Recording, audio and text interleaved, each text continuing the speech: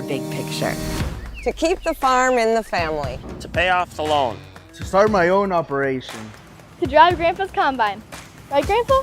If owning a successful operation is in your big picture, First Bank & Trust has ag experts to help you plan for the future. To diversify. To teach her how to drive a combine.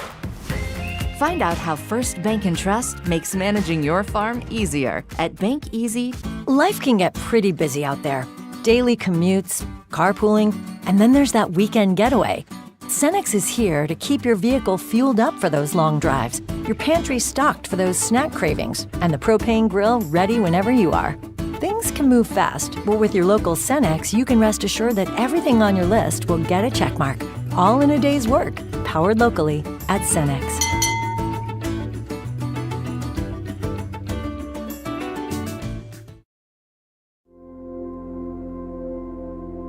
Agriculture is like no other business, which makes Farm Credit Services of America like no other lender.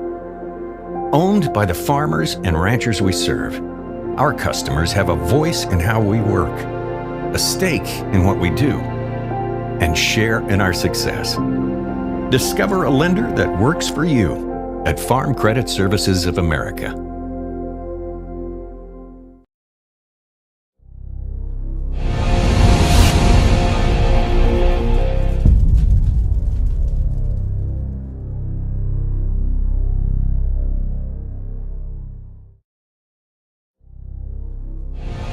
This is what matters. This is beyond X's and O's. This is the difference mutual respect makes. This is what character looks like. This is what defines us in South Dakota. This is sportsmanship. School sports, it's not the outcome that matters most, but the way the games are played. This message presented by the South Dakota High School Activities Association and the South Dakota Interscholastic Athletic Administrators Association. In times like these, it's good to know there's a place where people know who you are, no matter how long you've been gone. A place where the smells of home cooking are still in the air, where a simple wave warms your heart, and sharing stories is just a way of life. It's good to be home. Agraria Insurance Company, protecting what's important in life. Contact your local Agraria Insurance Company agent.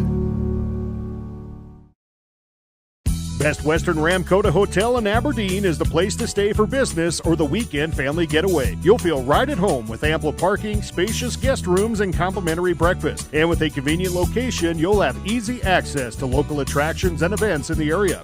While staying at the Best Western Ramkota, guests can enjoy an indoor water play land, an on-site Minerva's restaurant, exercise facility, wedding services, and a business center. For friendly service and a great stay, make your reservation today.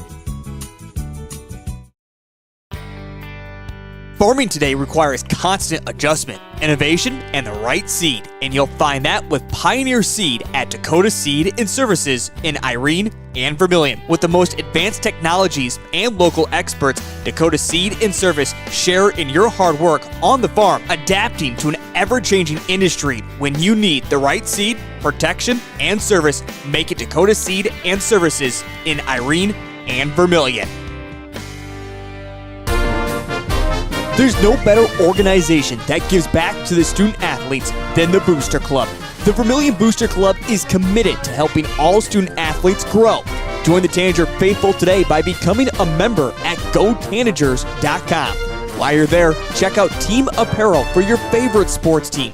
Like them on Facebook to stay up to date on all the latest information and sports games. Join the Vermillion Boosters today and go Tanagers. When life gets hard and our thoughts get too much to bear, finding the resiliency within us can help us find healing. The 988 Suicide and Crisis Lifeline provides 24/7 free support for anyone in suicidal distress or emotional crisis.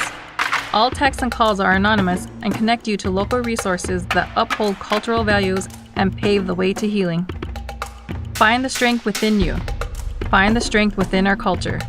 Reach out if you need help today. When it comes to advertising, reaching the right market while giving back to the school is just plain right.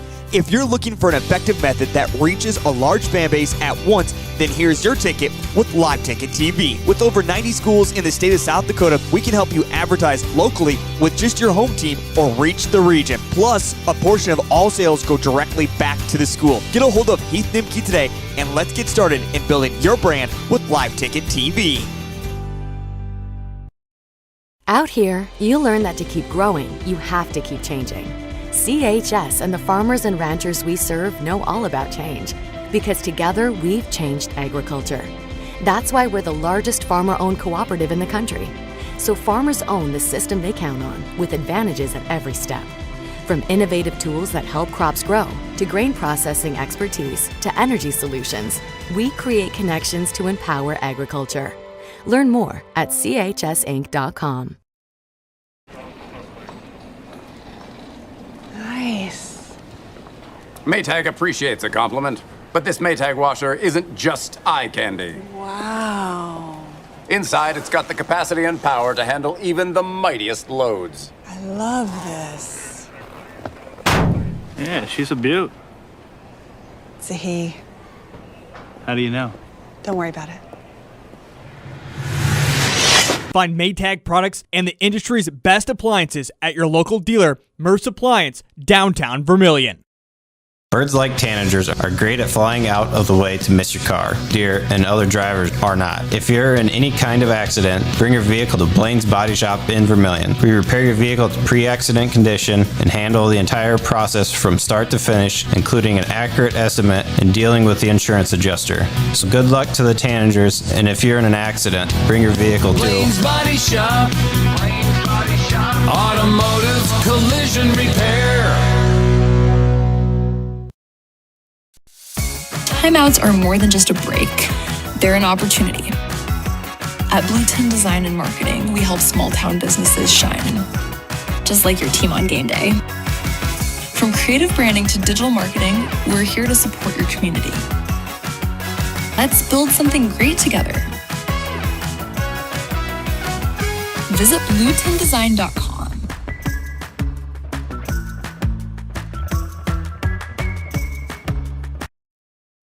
Hey kids, it's never too early to start planning for your future. Did you know Masaba provides scholarships and tuition assistance? They are committed to your success, offering engineering, drafting, and welding opportunities, plus scholarships, job shadowing, and mentorship programs. Learn more at masabainc.com/careers. When I grow up, I want to work at Masaba. Masaba Manufacturing. Unlock your future and rock with us. Midwest Ready Mix Equipment is your locally owned and operated ready mix company. Their specialty, 6x6 front discharge mixer trucks that allows for better placement of concrete and ease of use. Midwest Ready Mix Equipment offers the highest quality of concrete products and aggregate, and also a full-service dealer for Logon equipment featuring telehandlers, excavators, and ASV track skid loaders for purchase or rent. Midwest Ready Mix Equipment, East Highway 50, Vermillion.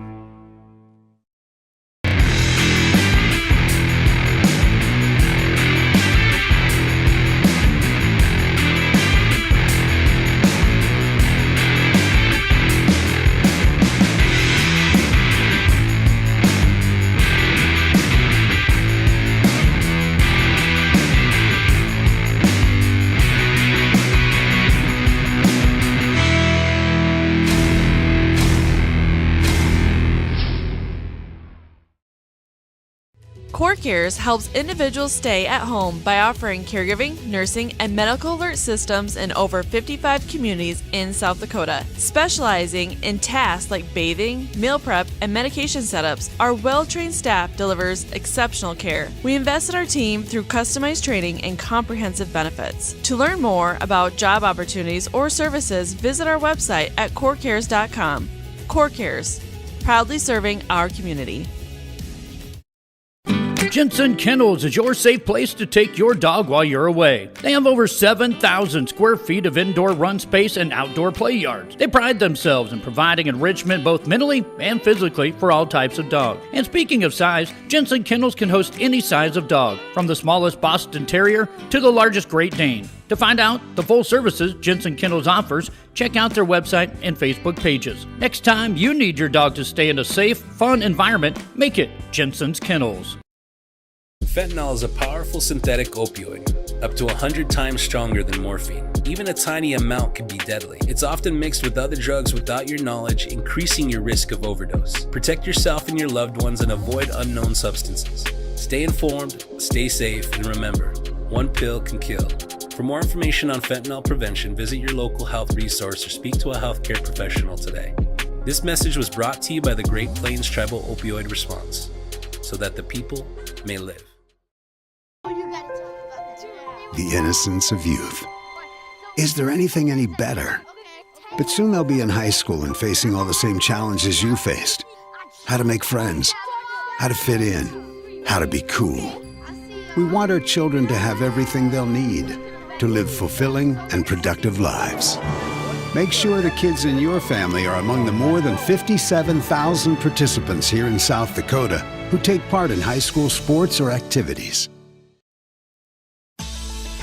Make a big impact on your land for less at Grossenberg Implement. Right now, used planters and air seeders are aggressively marked down and have great financing options for those who qualify. Stop by any of Grossenberg's 9 locations in South Dakota, Nebraska, and Wyoming, or check out used planters and air seeders online at grossenberg.com.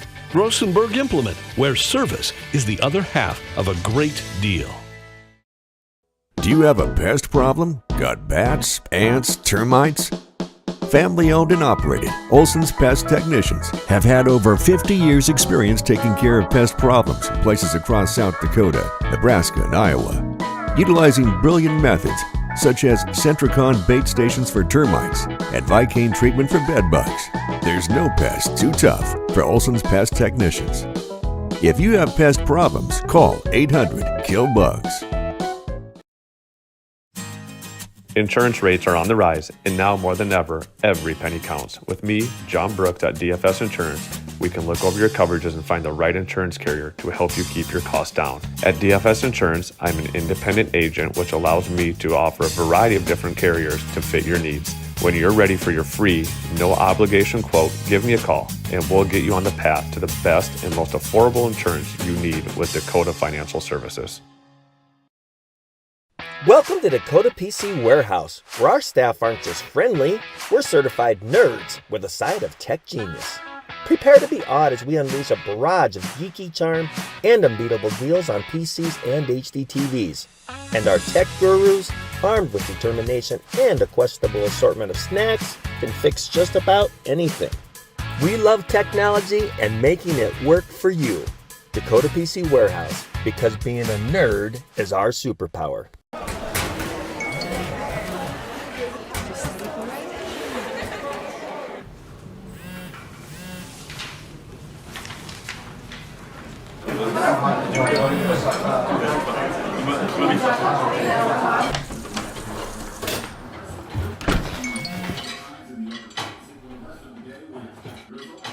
When the world feels big, a small note can mean everything. Find mental health support at sdbehavioralhealth.gov. For healthier crops and stronger yields, count on Nutrien Ag Solutions. By partnering with the leader in plant nutrition, you'll have access to innovative products and unmatched service that deliver impact and efficiency to every acre. Healthier crops, happier growers. Lead the field this season and beyond. Find your local crop consultant at nutrienagsolutions.com.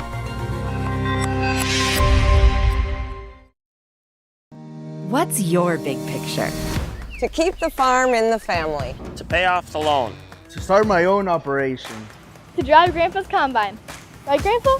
If owning a successful operation is in your big picture, First Bank & Trust has ag experts to help you plan for the future. To diversify. To teach her how to drive a combine.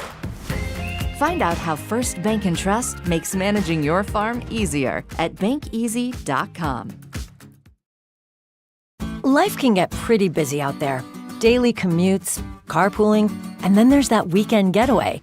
Cenex is here to keep your vehicle fueled up for those long drives, your pantry stocked for those snack cravings, and the propane grill ready whenever you are. Things can move fast, but with your local Cenex, you can rest assured that everything on your list will get a checkmark, all in a day's work, powered locally at Cenex.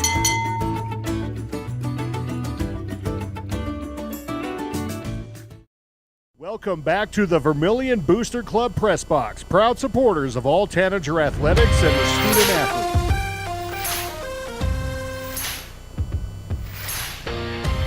It's another week of the DAC-12 NEC Clash on this snowy Saturday afternoon. Welcome aboard as we get you set for Vermillion Tanagers taking on the Sisseton Redmen and the DAC-12 NEC Clash. My goodness, this clash for the past few years has not been made fun of, but if you will, it's been dominated by the DAC-12. It seems like maybe every once in a while the NEC will win a game, maybe two at the most, but that is it until last week.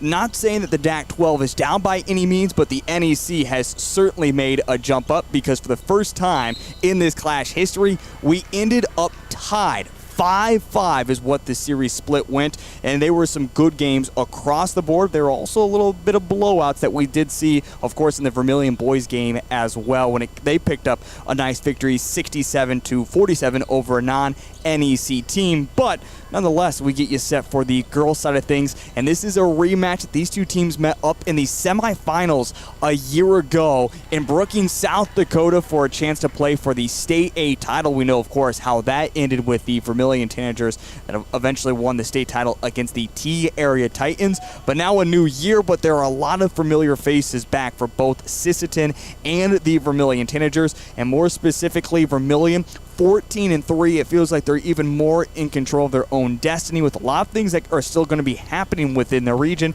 but that nice victory over Sioux Falls Christian as they knocked off the #1 team. We'll talk more about that here in just a moment, but first, let's revisit what's happening in the DAC-12 NEC Clash for this week. First, with the weather, everything is going on as planned. We did hear that Sisseton actually made the trip to Madison last night just so they could avoid the weather. That is why we are playing today's game, as Sisseton didn't have to worry about it, and maybe the weather that we expected to hit up north wasn't as severe as what it was first predicted and what all happened overnight. But one game is already wrapped up with the NEC winning that one 38-26, as in the 10-seed matchup, Redfield beat Madison. Also currently happening in the main game right now here in this gym, it is all Lennox. We're actually on a running clock right now, 60-24 at the moment. Next game coming up over in the auxiliary gym features Del Rapids taking on Dual. As we know, the 1:15 game, Vermillion taking on Sisseton. Back at 2 o'clock in the auxiliary gym, West Central takes on Webster area. Also here in the main gym at 2:45, Elk Point Jefferson takes on Groton area. Back over in the auxiliary gym, Rapid City Christian made this travel all the way from across the state to play against Tri-Valley. Again, that is happening over in the auxiliary gym. Here in the main gym, the Sioux Falls Christian Chargers, who are now 15-1 on the season, take on Aberdeen at Roncalli, again at 4:15. The final game in the auxiliary gym at 5 o'clock features Canton versus Millbank. And then the premier game of the night, it will feature #3 Dakota Valley in the state taking on #4 Hamlin when it comes to receiving votes. And as we know, when this all gets put together, it is on Sunday of last week, and then your opponent is set 6 days in advance. Of course, things have shuffled around when it comes to the DAC-12. We saw Sioux Falls Christian lose their first game. A lot of different things have happened, but that is necessarily how it all gets put together. Coming up here on the pregame show, we're going to visit with John Brooks. We'll also take a look at more of this Vermillion Tanagers team, where they continue to find themselves at in the standings, and also catch up with Cole Larsch a little bit more. That is on the way next here on Live Ticket TV and Vermillion Tanagers Live. Welcome back to the Vermillion Booster Club Press Box.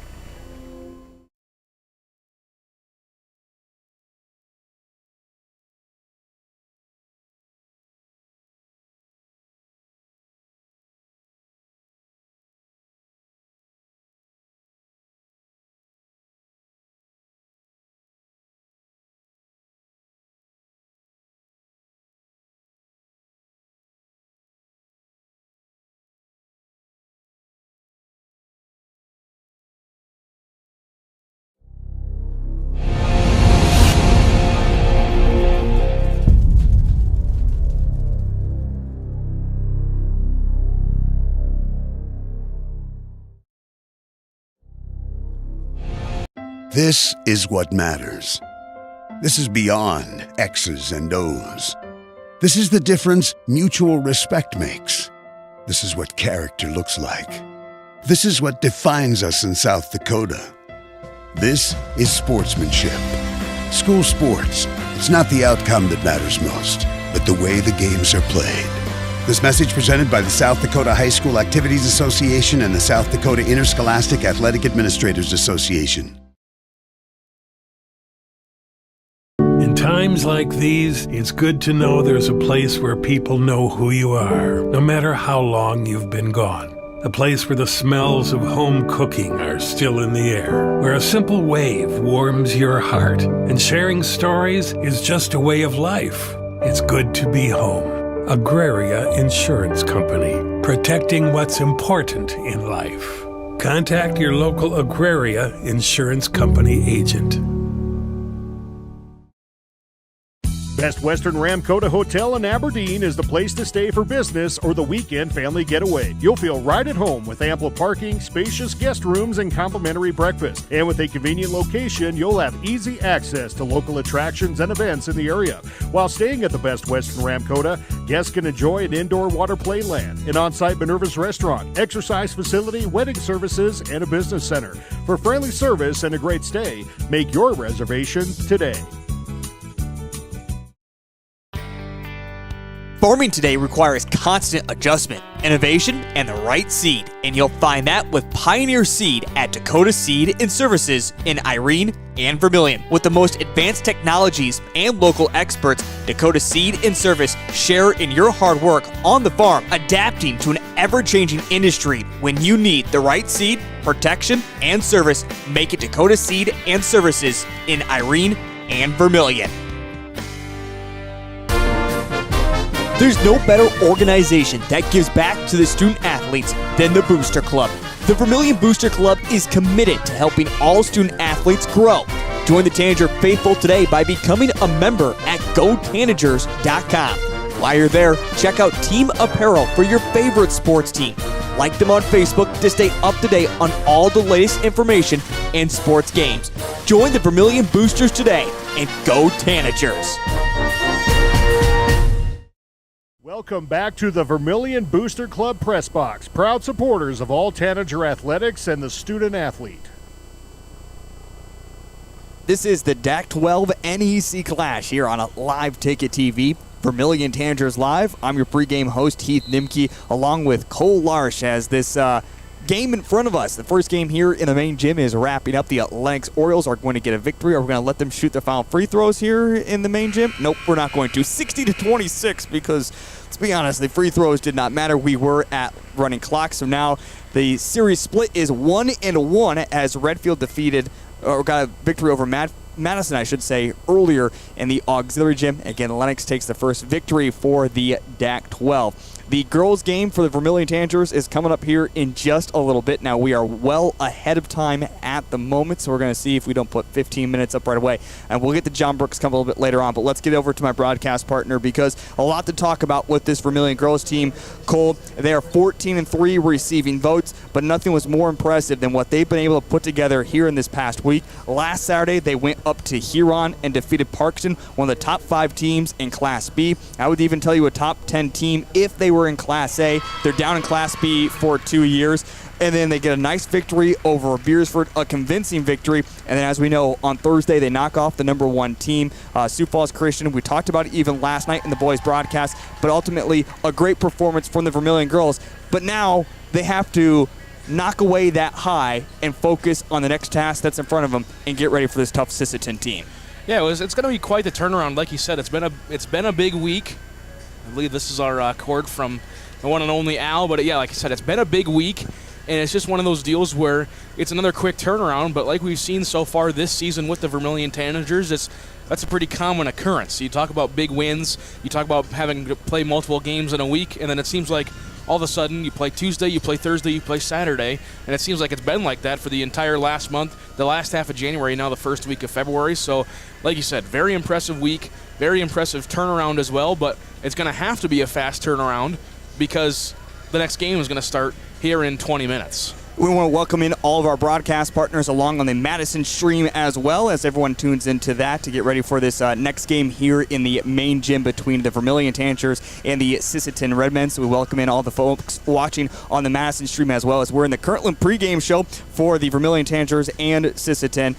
So if you're Coach Brooks, and we're going to hear more about this from him coming up during our pregame show and our pregame interview, but what would your philosophy be yesterday in practice to make sure the team is ready for Sisseton? And flip that around as well, Cole. As we know, Sisseton made the trip last night to avoid the weather, so they've been sitting in a hotel now for not quite 24 hours, but the last 12 hours or so. That could sometimes get a little bit boring. You've otherwise been at the gym the entire time. So how do these two teams get ready for this competition today?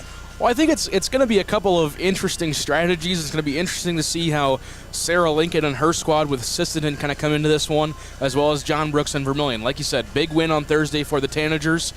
You almost have to flush it away right away because we talked about a little bit of the uncertainty. We weren't sure if this game was actually going to happen or not.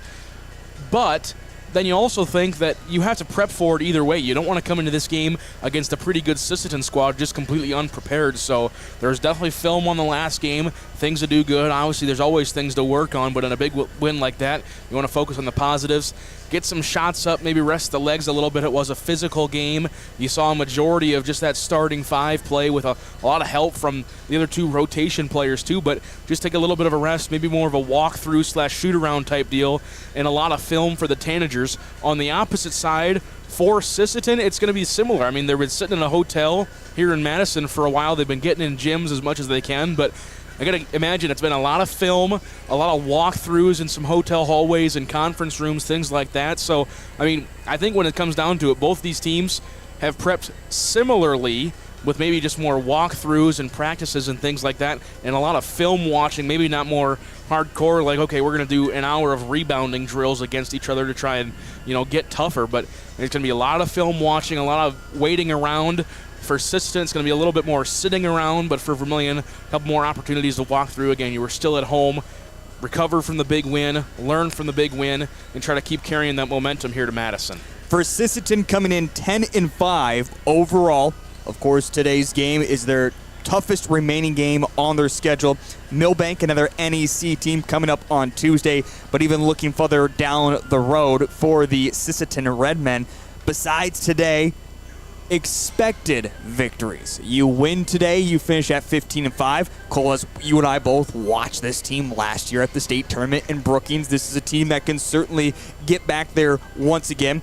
We talk so much about what Vermillion has all of a sudden done, shooting themselves up to third in Region 4, which is the toughest region when it comes to Class A basketball. Dakota Valley and Sioux Falls Christian right there in front of you, and they're a ways away at this point. I mean, it would be tough to catch Sioux Falls Christian, who's a 1.2 seed points at the moment in front of you, so a lot of chase down. But what I'm trying to get at, Cole, is for both these two teams, who needs this game more this afternoon?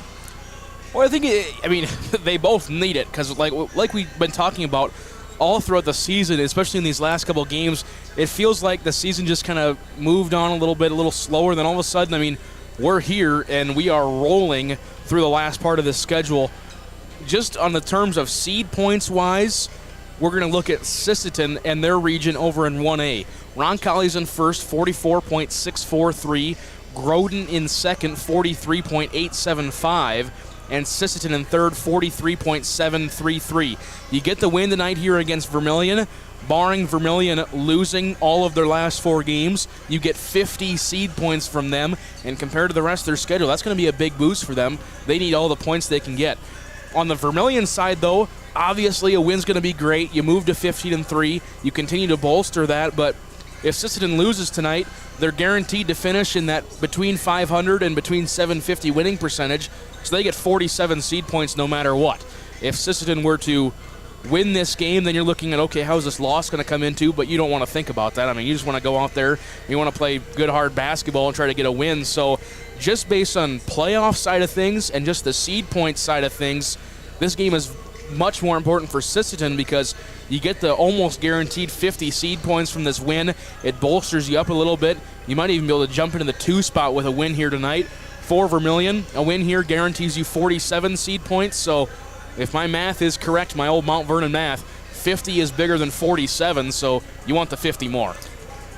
As we continue on here with our pregame show, again on Live Ticket TV, Vermillion Tanagers Live, and also on Madison Streaming. Don't want to state anything of the obvious, so let's get into it. Let's kind of break it down a little bit more in this matchup before we get to our coach's interview with head coach John Brooks. The players, help me out here, Cole. It was Trista who graduated last year, but now you have Krista, the junior, now senior, of course, Sailor, and then Piper, the even 8th grader. Longrunners have some great basketball history with their family, but this Sisseton Redmen team, it's all about their strength and size inside. Who are the couple big girls that you're watching for this afternoon for Sisseton?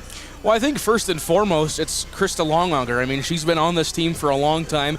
She started, if I'm not mistaken, all 4 years of her high school career so far. Obviously, it was kind of like we talked about Madison the past couple years, the Twin Towers underneath. It was the Longauger sisters underneath, and they were able to really get things going inside. And then whenever they wanted to, they'd kick it out to Ruby Rice, and she'd nail a three, the point guard bring it up the court. And now we're going to see a little bit more of that, but I think it's going to be more of a mix inside and out. Obviously, they're going to want to be very physical. We saw what Sioux Falls Christian tried to do on Thursday. They're going to see a lot of that film, of course. They're going to go, okay, this didn't work, but this did. And if Sioux Falls Christian, if they do what they do and they make more shots than Sioux Falls Christian did, that game's a lot closer. So we're going to look inside to Kristen Longauger, even Sailor Longauger, the sophomore, 6'2". I mean, you got your height inside. You're going to have the height advantage, although it might be slight here in the ball game. But I mean, it's one of those deals where they're going to try to mix it up a little bit. I don't think they're going to be very one-dimensional either side. And I think we're going to try to see that with Vermillion as well. They're going to try to mix up their game a little bit. Obviously, Taylor Roover's going to be somebody to watch for on the Vermillion offensive side, and somebody who Sisson's going to want to key on defensively. Speaking of that, not to get too off of my sports analogies here, but my favorite soccer team, Manchester United, used to have with their old manager something called Fergie time, which means they scored late goals. They always found a way to win.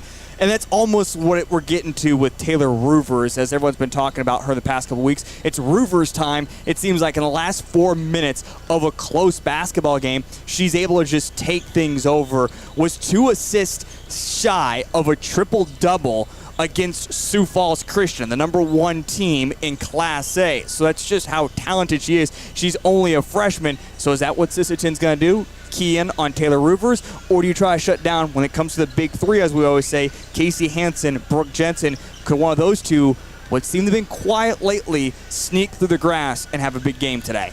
Well, I think just based on the fact that Taylor Roovers was 2 assists shy of a double-double, you think about that. Triple-double. Triple-double, excuse me. That's what I meant. Yes, you are correct.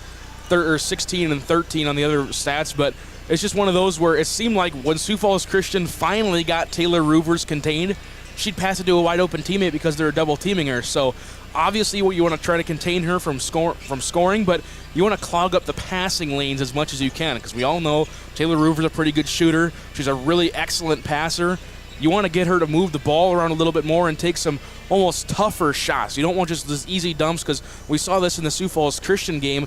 A lot of players wide open on the backdoor cuts on the block for the Tanagers. They're going to want to key on that. Sisseton, I already know Sarah Nelson. She's going to have a great pregame strategy here, and all the film they've watched over the past couple of days, because, let's be honest, in a hotel room in Madison, not much else to do than to sit here and watch film against a very good Vermillion squad. You want to try to pull out all the stops here on a Saturday, and it's kind of a double-edged sword. You go to stop Taylor Roovers, she passes it to any of the other 4, and like we saw last night, they can score no matter who's out there. Or you just let her go and she goes off for 25 points. So you kind of just got to take and choose a little bit and try to limit everybody else. We're going to step aside for our coaches' interviews. As Cole alluded to, we do not have Sarah Lincoln, so we apologize for that, but we are going to step aside. When we come back, we'll have head coach John Brooks to talk more about his group and how they rebound and continue to build, if you will, from that victory on Thursday after knocking off the number 1 team in Class A. How did they do it from his eyes, and how do they get ready for Sisseton? That is on the way next here on Live Ticket TV and Madison Streaming. Welcome back to the Vermillion Booster Club Press Box. Proud supporter. When life gets hard and our thoughts get too much to bear, finding the resiliency within us can help us find healing. The 988 Suicide and Crisis Lifeline provides 24/7 free support for anyone in suicidal distress or emotional crisis. All texts and calls are anonymous and connect you to local resources that uphold cultural values and pave the way to healing. Find the strength within you. Find the strength within our culture. Reach out if you need help today. When it comes to advertising, reaching the right market while giving back to the school is just plain right. If you're looking for an effective method that reaches a large fan base at once, then here's your ticket with Live Ticket TV. With over 90 schools in the state of South Dakota, we can help you advertise locally with just your home team or reach the region. Plus, a portion of all sales go directly back to the school. Get a hold of Heath Nimke today, and let's get started in building your brand with Live Ticket TV. Out here, you learn that to keep growing, you have to keep changing. CHS and the farmers and ranchers we serve know all about change, because together we've changed agriculture. That's why we're the largest farmer-owned cooperative in the country. So farmers own the system they count on, with advantages at every step. From innovative tools that help crops grow, to grain processing expertise, to energy solutions, we create connections to empower agriculture. Learn more at chsinc.com. Nice. Maytag appreciates a compliment, but this Maytag washer isn't just eye candy. Wow. Inside, it's got the capacity and power to handle even the mightiest loads. I love this. Yeah, she's a beaut. It's a he. How do you know? Don't worry about it. Find Maytag products and the industry's best appliances at your local dealer, Merce Appliance, downtown Vermillion. Welcome back to the Vermillion Booster Club Press Box, proud supporters of all Tanager athletics and the student athlete. It's the DAC-12 NEC Clash here on Live Ticket TV as it's time to get to our coach's interview with head coach John Brooks of the Vermillion Tanagers after his group took 2 straight losses. They needed to rebound. They fell to 9-3 on their season, and they need to find something right, and they have picked up 5 straight victories to now move to 14-3 and still receiving votes in the media. And after knocking off the #1 team in Class A, what did it take for head coach John Brooks' group to get it done, and what should they expect from the Sisseton Redmen? Here he is on our pregame show. It's head coach of the Vermillion Tanagers, John Brooks. Coach Brooks coming off the huge win against Sioux Falls Christian as your group knocks off the #1 team in Class A. Sioux Falls Christian was undefeated going into the birdcage, and there's a lot of implications when it comes to beating a team like Sioux Falls Christian. So let's begin with the basic. How much does this build confidence with your group of girls thinking now that anyone in the state of South Dakota in Class A can be beaten, and we can beat them? We have a chance at repeating as state champions. Yeah, I think it's a huge confidence booster when you can beat a team like them. And, it's one of those things where, our girls we've had some ups and downs, and you just got to get playing well, just like last year. You got to play well at the right time. And I think this is one of those games that can really propel us forward here towards regions of things that we're doing that we like, that we're finding success in, and it's just about continuing to do those things. I heard from some other people that Taylor Roovers has really turned a corner here in the past couple of weeks. She's playing meaner than she ever has. She's playing faster than she ever has, and we saw that against Sioux Falls Christian. Do you think Taylor Roovers has turned a corner in the past couple of weeks? What have you seen from her? We said it even after the Beersherd game. The last previous 4 to 5 games, she's played really well, and she's controlling the game. I think the biggest thing is she's looking to score more, and that's what we need out of her this year. She's such a gifted passer and high basketball IQ. You could see it last night. She ended up with 8 assists. But she's getting her spots and shooting the basketball, and she's shooting it well. So she's a tough guard. She's a tough person to guard. Obviously, she can knock them down from 4 or 5 feet behind the 3-point line. So you got to come out and guard her, and then she can go around you and get in the paint and make passes or hit her pull-up jumper. So she's really been doing a nice job for us lately. And when we have her playing like that, it just gets everybody else going. How impressive was it to see the next generation, Lexi Hansen, step up with 9 points last night against Sioux Falls Christian?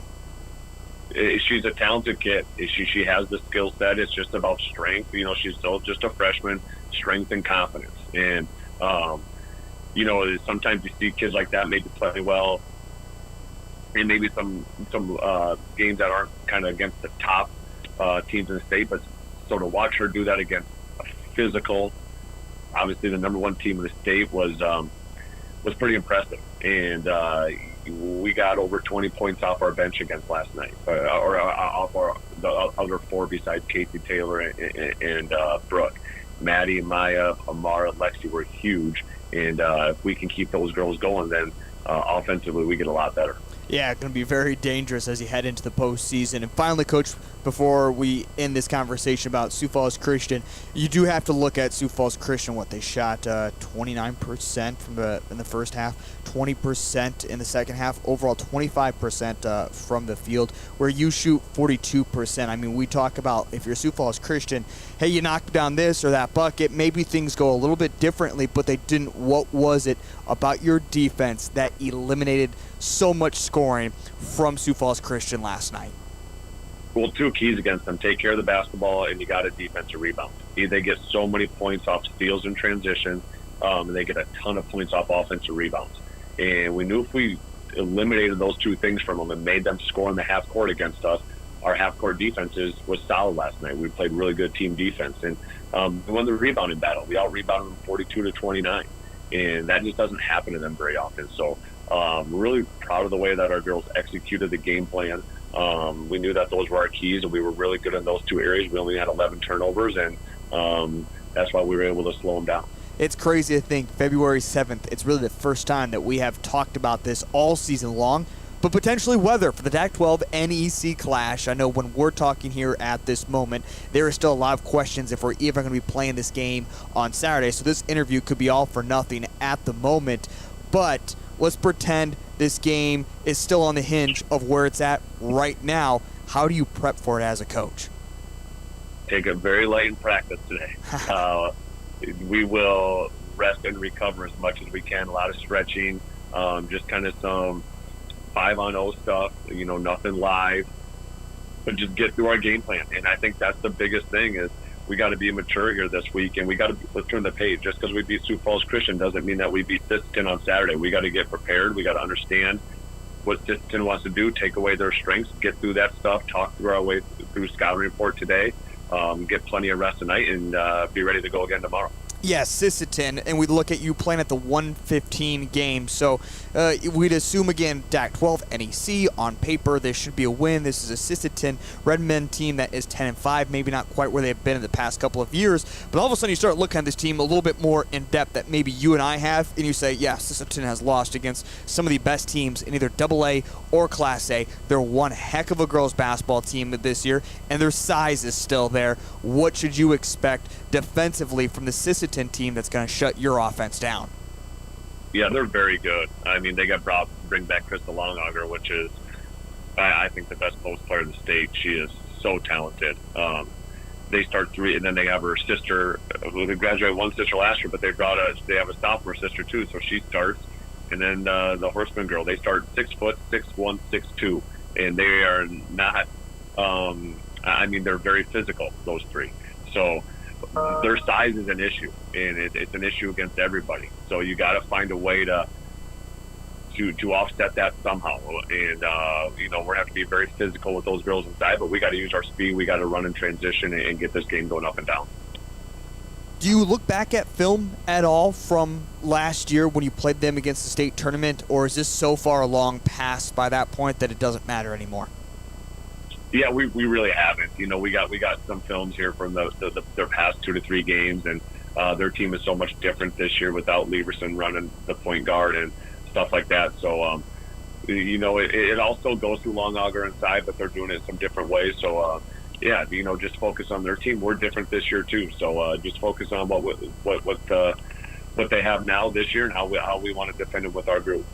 Before I let you go, Coach, some interesting things happened, of course, last night when you look at the region. Not only do you upset Sioux Falls Christian, but we wondered how things would happen in Elk Point last night. Dakota Valley beats the Huskies 60-51. You're now in third place in the region standings. Elk Point Jefferson still has Groton area, Crofton, and Centerville left on their schedule. Of course, Sisseton and also Dakota Valley coming up next week.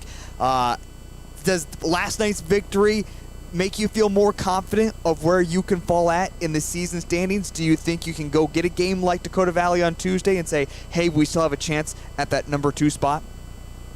Yeah, I know kind of obviously where we're all sitting at, but there's, like you said, there's so many big games left that, I had somebody ask me the other day, what do you think? I said, I have no idea where we're going to fall or anybody else. It's so close, and we're also kind of playing each other, and there's just a lot of swing games out there still. So I think after Tuesday, I think tomorrow, and then after Tuesday, once we get the Dakota Valley game in, and I think Elk Point plays Crofton on Tuesday. Once those games kind of all get done, I think things will start to shape out a little bit more. But until those games happen, it's just really hard to tell right now. Once again, that is head coach John Brooks ending our conversation, talking about the standings, and right now just focusing one game at a time. A lot can still happen within the Region 4A. There's a lot that's up in the air, and it's not something that he's worried about here at the moment. Just take care of this game. Again, that is head coach John Brooks here on our pregame show. That being said, it is time for me to dip away from the pregame show, as it's time for the voice to take over, as I send it over to Cole Larsch, who will have you covered for play-by-play action between the Vermillion Tanagers and the Sisseton Redmen. Cole, take it away. Thank you, Heath. And again, welcome back to Madison Central High School in Madison, South Dakota for the 2025 DAC-12 and NEC Clash. It is game 4 of the clash between the Redmen and the Tanagers.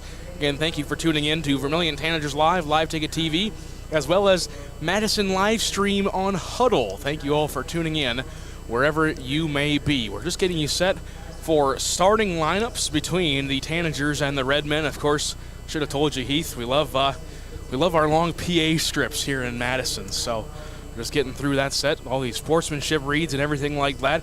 Let's get you a look at the tail of the tape again. We talked about it a little bit. For the visiting team on the scoreboard, the Vermillion Tanagers, they come into this ball game 14-3 on their season. They're receiving votes in the media poll. They are number 6 in Class A according to seed points, 44.529 seed point average, and they have jumped up to 3rd in Region 4A. They score 54 points. They allow 43 a contest, and here is their starting lineup. Again, it is for the Vermillion fans the same starting 5 we have seen all season for them. A 5'8 senior guard, number 1, Casey Hansen, 10 points, 5 rebounds, 3 assists a contest. A 6-foot senior guard, number 5, Maya Halverson, 3 points, 3 rebounds a ball game for her. A 5'5 freshman guard, number 11, and the Mighty Mouse, Taylor Ruvers, 16 points, 5 rebounds, 4 assists, and 4 steals a ball game for her. A 5'8 senior guard, number 12, Madigan Wallen, 3 points, 3 rebounds a ball game for her. And a 6'1 senior guard, number 33, Brooke Jensen, 16 points, 7 rebounds a contest. Again, they come in 14-3. Doug Hansen, Carrie Jensen, and Kelly Knutson are the assistant coaches. The head coach is John Brooks. For the home team on the scoreboard, Sisseton, they come in 10-5 on the season, number 12 in Class A according to their seed points, 43.733 average, and number 3 in Region 3A. They score 60 points a game. They allow 44. A 5'7 senior guard, number 20, Ruby Rice. Going to be hearing her name a lot of three-pointers and bringing the ball up as well. At guard, a 6-foot junior, number 30, Elliot Hortness, also a starter. A 6'2 senior forward, number 33, Sailor Longauger. And number 34, a 5'6 senior guard, number, again, 34, Tara Nelson.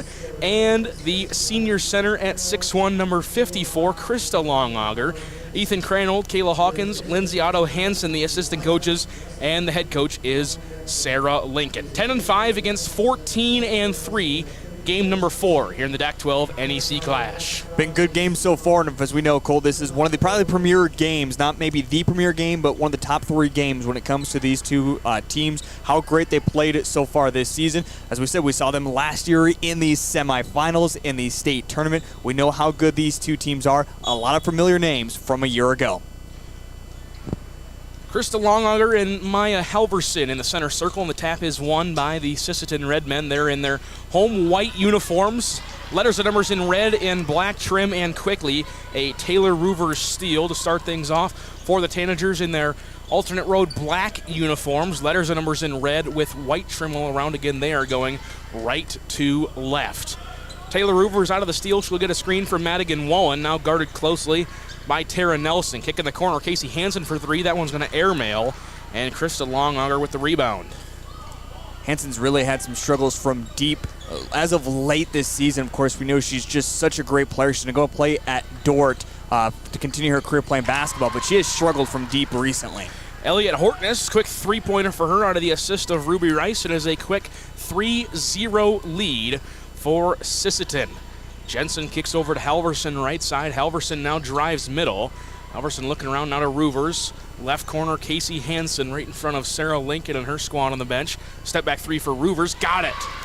Taylor Roovers with a three-point response. It is tied 3 apiece a minute in. But you can already see what Sisseton is trying to do defensively. They are really keying in on Roovers as she's moving around the court. They're bringing backside help to make sure she has no free room.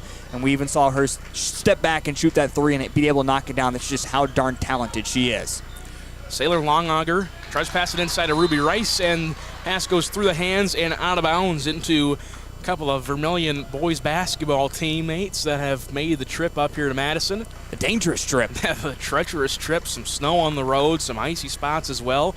Still pretty decent crowd on hand considering the weather all across the state, especially up in the northern half. One thing that wasn't decent was the parking at the Madison High School. Yeah, that is true. A lot of awkward parking. Again, Heath tried to fix it, but we'll see how it turned out at the end.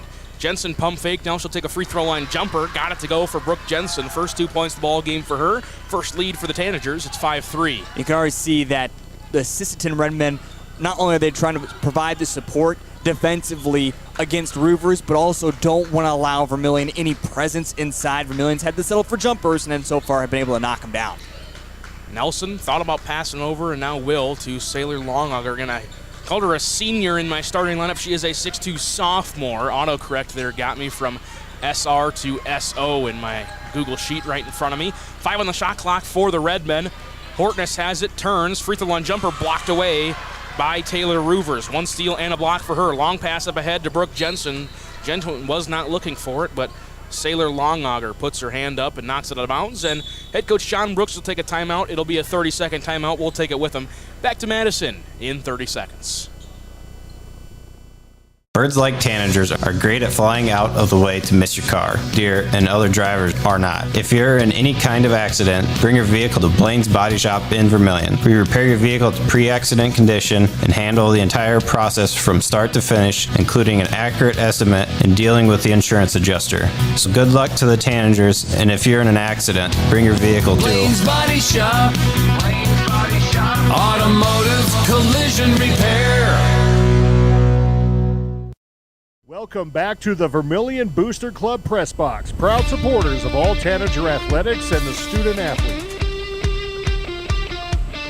Welcome back to Madison. 5:26 to go in quarter number 1. Coach John Brooks takes his first timeout of the ball game. He will have 4 remaining. Biggest key in that timeout when we score, get back on defense, as a hush drew over the crowd here in Madison, and we were able to hear just about every word he said. Yeah, and I'm not saying that John Brooks by any means was screaming it. He was certainly spirited, but not screaming it. But yeah, he said it got to very quiet all of a sudden in here, and you could hear every single word. Casey Hansen goes up for a layup. It's blocked away by Ruby Rice and off of Hansen's leg and out of bounds. So turnover and possession to Sisseton. They're now getting full court pressured by the Vermillion Tanagers. Roovers guarding Tara Nelson very closely. Now they'll switch, little size mismatch there. Roovers on Hortness. Lob pass in. Longauger back out to Rice. Now Krista Longauger inside. One dribble, can't get that shot to fall. Rebound ricochets around. Falls into Sailor Longauger's arms, and it's a shot and good. All tied up at 4:45 to go here in the first quarter. Great defense that time by Vermillion. Just unlucky as it ping-ponged around in there and could not pull down the rebound of Vermillion Tanagers. And Sisseton Redmen catch a lucky break, but sometimes you may be unlucky and have to capitalize as well, and that's exactly what they're able to do. Hansen drives left, tries passing it through 3 defenders. Halverson got it back, and now the rebound is loose. Ball is still loose there on the floor, still loose. And now we're going to get a jump ball called. Possession arrow will point in favor of the Vermillion Tanagers. First substitution of the ball game. Lexi Hansen checks in for the Tanagers, and Maya Halverson goes out. 7 on the shot clock for Vermillion. Underneath their own hoop, Casey Hansen throws into a cutting Jensen. One dribble back out. Ruvers straight away. Off back iron and no good. And Krista Longauger with the rebound. Good look there for Rivers. Certainly a wide open three, and why not take it? Rice, Hortness inside Krista Longauger. No backside help, but is partially blocked away by Brooke Jensen and out of bounds. Gotta love what Sisseton continues to do. As I said, they're trying to take away the presence inside defensively, but offensively, they're running set plays to get into the lane. Again, they've got just about a size advantage all the way across, and now a defensive mishap. Wide open three is good. Elliot Hortness, 6 points for her, all from beyond the arc. It's an 8-5 lead for Sisseton. You're hit if you're John Brooks, but use a timeout to kind of get your girls' minds right. And the last couple of defensive possessions, they have certainly lapsed. Now he's having to constantly use substitutions to try to get something figured out. Lexi Hansen for three, got it. Lexi Hansen, first 3 points for her. Again, she had 9 off the bench in their win against Sioux Falls Christian, and we're all tied up at 8. Yeah, what a great performance we saw from her on Thursday evening, picking up right where she left off. Hortness, coast-to-coast lay-in is good for her. 8 points for her in the ball game. It is a 10-8 lead for the Redmen. Yeah, Hortness did a great job of switching it from right to her left, back to her right as she was going up with this shot. Nice hand movement. Ruvers drives, floater is good for the Mighty Mouse, Taylor Ruvers. Tanager leading 5 points, and we're all knotted up at 10. Oh, we expected this one to be a close one. Like I said, I think this is probably maybe the second best matchup that you're going to see of the day, and so far it's proven exactly that. First foul called of the ball game will go on Alexis Hansen. First personal, first team foul. Number 44, Ramona Thomas checks in for the Tanagers. Madigan Wallen will go off. So far we have seen no substitutions from the Sisseton Redmen. 3 minutes to go here in the quarter. A little confusion there at half court, but Redmen able to get it across. Rice now to Tara Nelson. Nelson looks in the corner. Pass over to Sailor Longauger, stolen away by Amara Thomas, and she's tackled. Foul called in possession to the Tanagers. Yeah, love the effort. Go after the basketball, but if you're going to go after it, make contact with the player, you better be making sure you're getting some of that ball at least as well to make it more convincing for the officials. And like you said, Cole, that we're going to be seeing a lot more of that coming up tomorrow for the Super Bowl. First personal and first team foul on Sailor Longauger. Jensen, floater, she can't get that one to fall. Taylor Ruvers with the offensive rebound. Hansen, she'll pull up from 14. Got it. Casey Hansen, first 2 points for her. 2-point lead for Vermillion, 12-10. Now they got a steal right away. I was looking down at my stat sheet. Straight away 3 from Ruvers off the mark. And Krista Longauger with her third rebound. Pass up ahead. Tries getting inside to Sailor Longauger. It's tipped out of bounds. Last touch by the Vermillion Tanagers on the first substitution of the ball game. Brings in number 12, Kennedy Hansen, a 5'8 junior guard for Sisseton. As now the Vermillion student section. I'm not sure if they're all Vermillion students, but it is growing as time goes on. Pass inside to Longauger, stolen away, Casey Hansen. Hansen lost it for a moment, now got it back. Now she will stop and give it off to Taylor Ruvers. No, those are Groton boys they played last night, actually, Cole. There we go. I was going to say. I recognized a couple of them right away. They did not look all like Vermillion students, but I was going to say if they all made the trip, that'd be very impressive. Isn't that crazy? We just saw 29, maybe at least 110 fouls last night between the two teams, and now they're sitting together. Good friends over there. And Tanagers went 28 of 35 from the free throw line last night to defeat Groton area. 75-65, and yeah, like you said, now they're all sitting on the same side, cheering for the same team, the team in black, the Vermillion Tanagers. Rice tries lobbing it inside Krista Longauger, straight to Amara Thomas. Second steal of the ball game for her. Minute 25 to go here in the first quarter. There's a 2-point lead. Ruvers kicks out Casey Hansen, top of the key. She'll stutter step, now drive left and jump stop. Back Lexi Hansen, now Jensen. One dribble pull up from left wing, in and out, no good. And the rebound to Elliot Hortness. 70 seconds to go here in quarter number one. They do finally get it into Longauger. Bounce pass to Sailor. and it's stolen away right in the hands of Taylor Roovers. Seems like Sisseton is trying to force it inside. Yeah, that's what they want to do with their set offense is, again, dominate the glass, and right now we're really starting to see Roovers take over this game.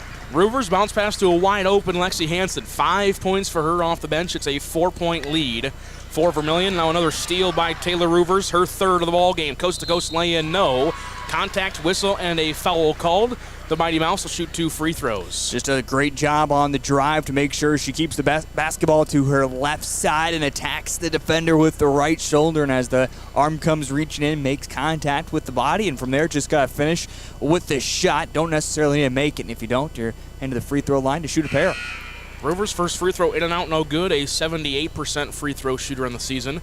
Tara Nelson will check back in. Elliot Hortness will check off for the Redmen. Madigan Wallen checks in. Casey Hansen checks off for the Tanagers.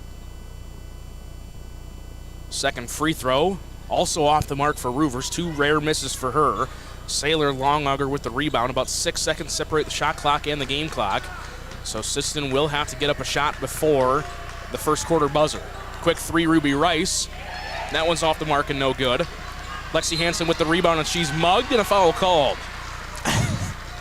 John Brooks was ready to give an official the earful because I think he thought the official was going to call a jump ball, but then call a foul. But he got up, opened his mouth. Official calls the foul, and he makes the walk. He makes the walk. He wasn't going to say anything, but he was ready to say something. Starting 5 back in there for the Vermillion Tanagers. 25 seconds to go here in quarter number 1. Roovers will walk it across and get a play called. 1-4 high set extended as the defensive pressure being applied by the Redmen. Kennedy Hansen guarding Roovers. She'll step back, 15-foot jumper. Got it to go. Taylor Roovers, 7 points for her. 3, now 2, now 1. Sisseton will not get up a shot, and that is how the first quarter will end. 16-10 your score after 8 minutes of play. We're going to step aside when we come back. It's second quarter action for Madison. That's on the way next. Vermillion Tanagers Live Ticket TV, and Madison Live Stream.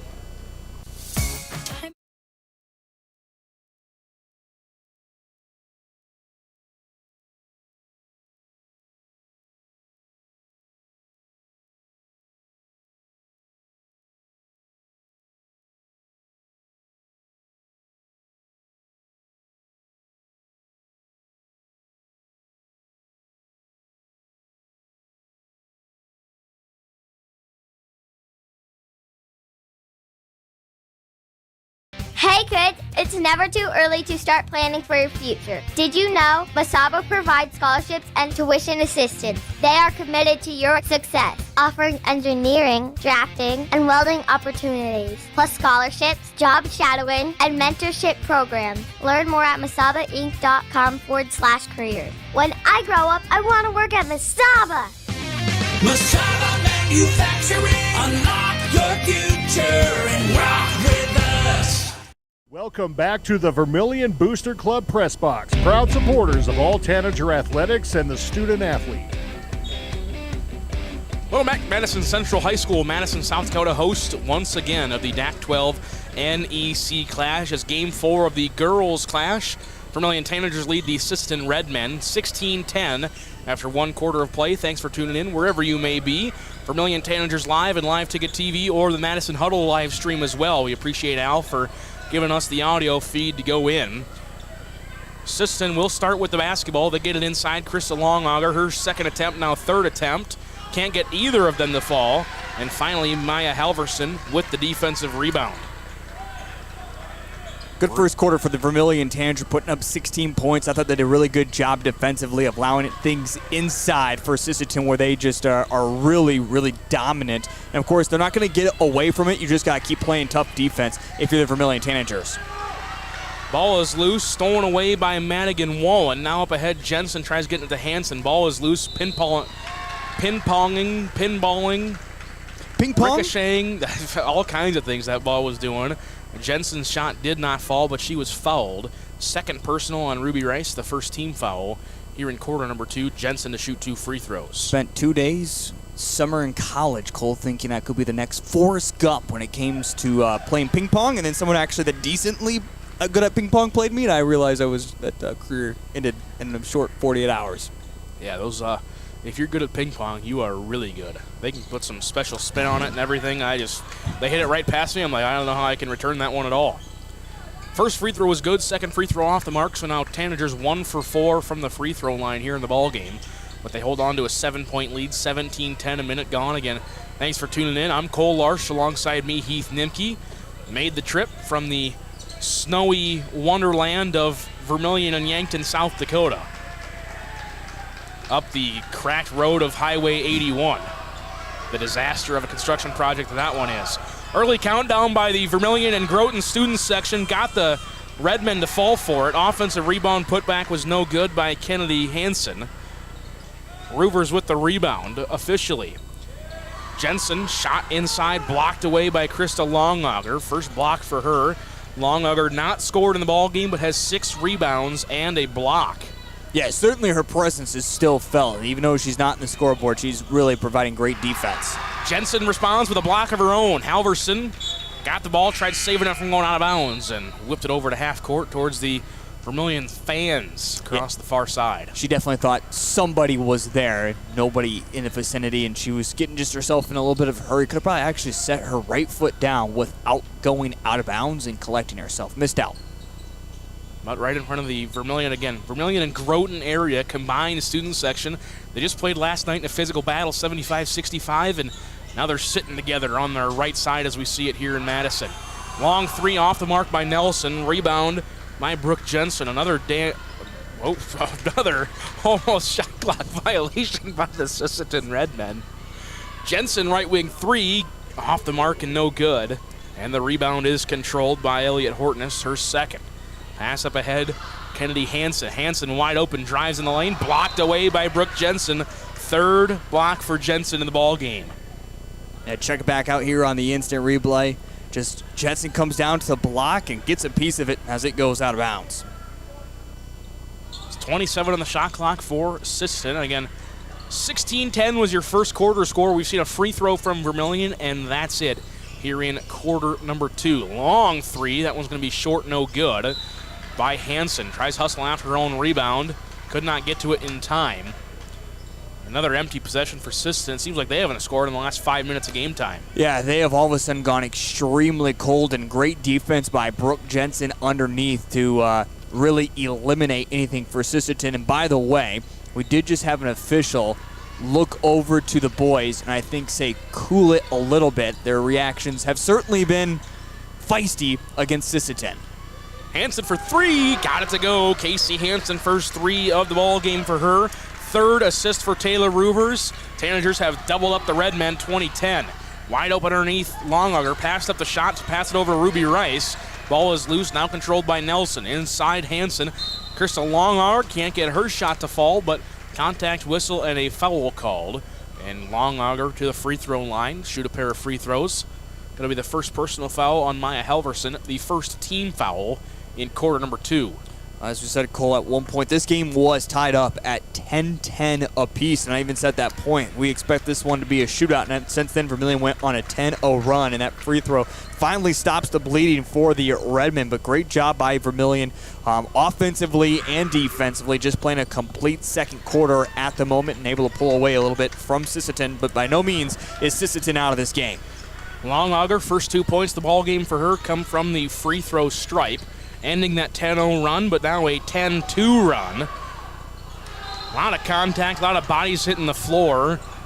Redmen wanted an illegal screen on a perfectly legal one set by Jensen, just knocked over Hansen. And then Roovers, a little bit of contact there in the drive, no whistle, but it's out of bounds. Possession back to Vermillion, open pass. Jensen can't get her shot to fall, but the offensive rebound for the Tanagers, just 15 on the shot clock though, as it did not reset as nothing hit the rim.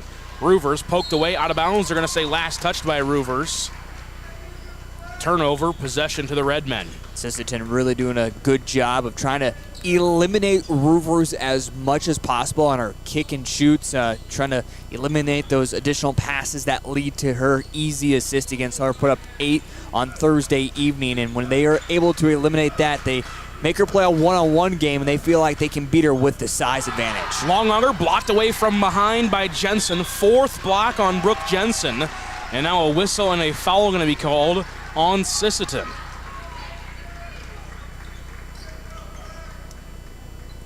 Tara Nelson, first personal. Second team foul on Sisseton. Halfway through quarter number 2.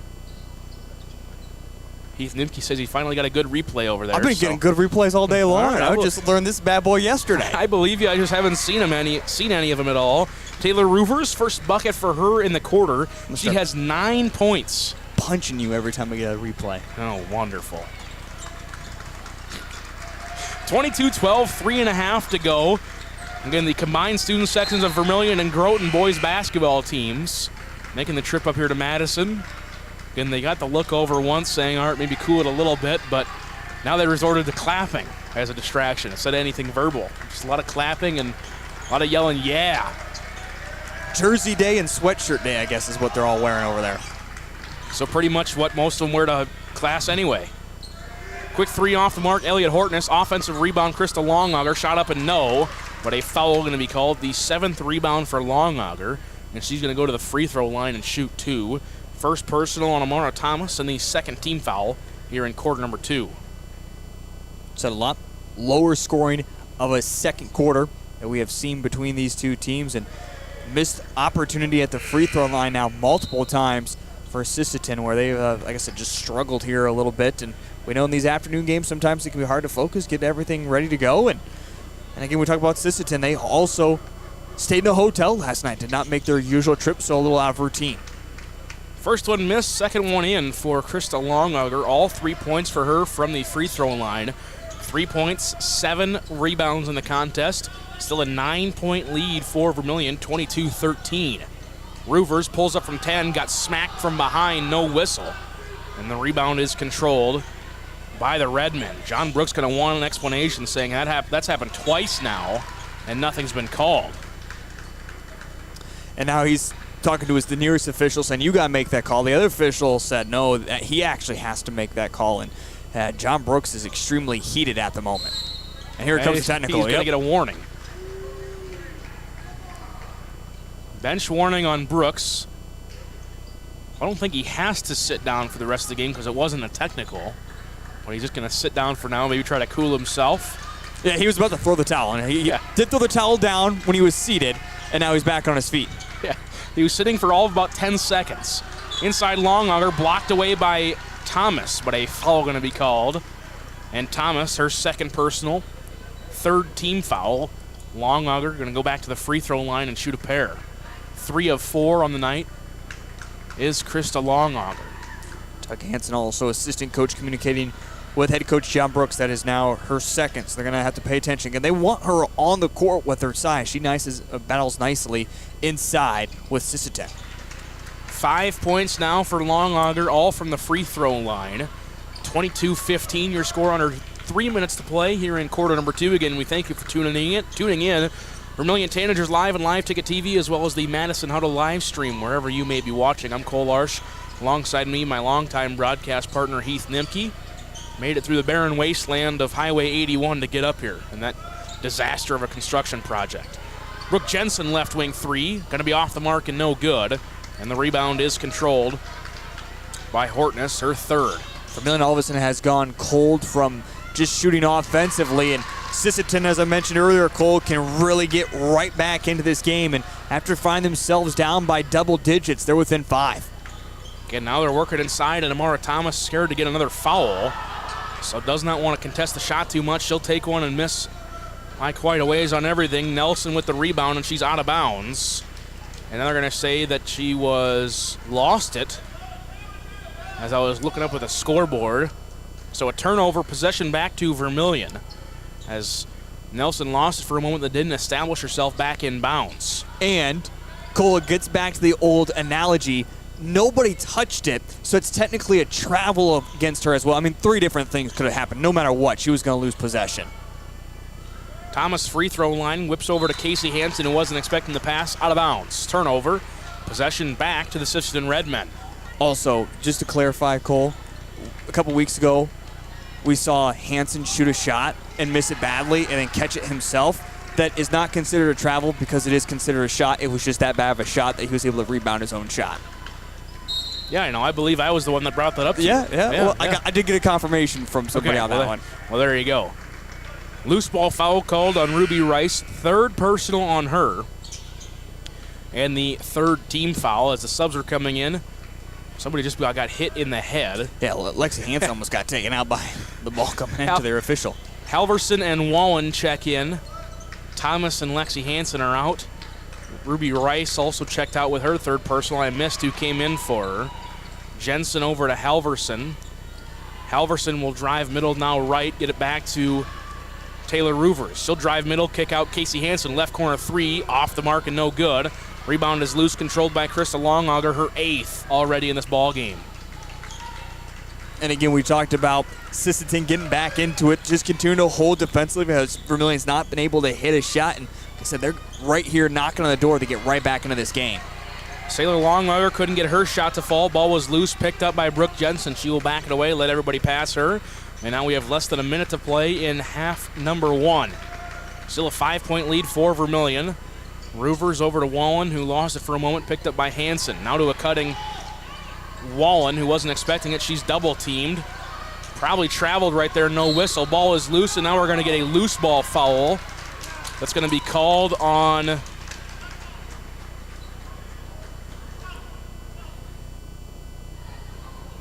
Wallen. He said black wall and then pointed. So the foul is on Kennedy Hansen, first personal and the 4th team foul, and possession for the Vermillion Tanagers.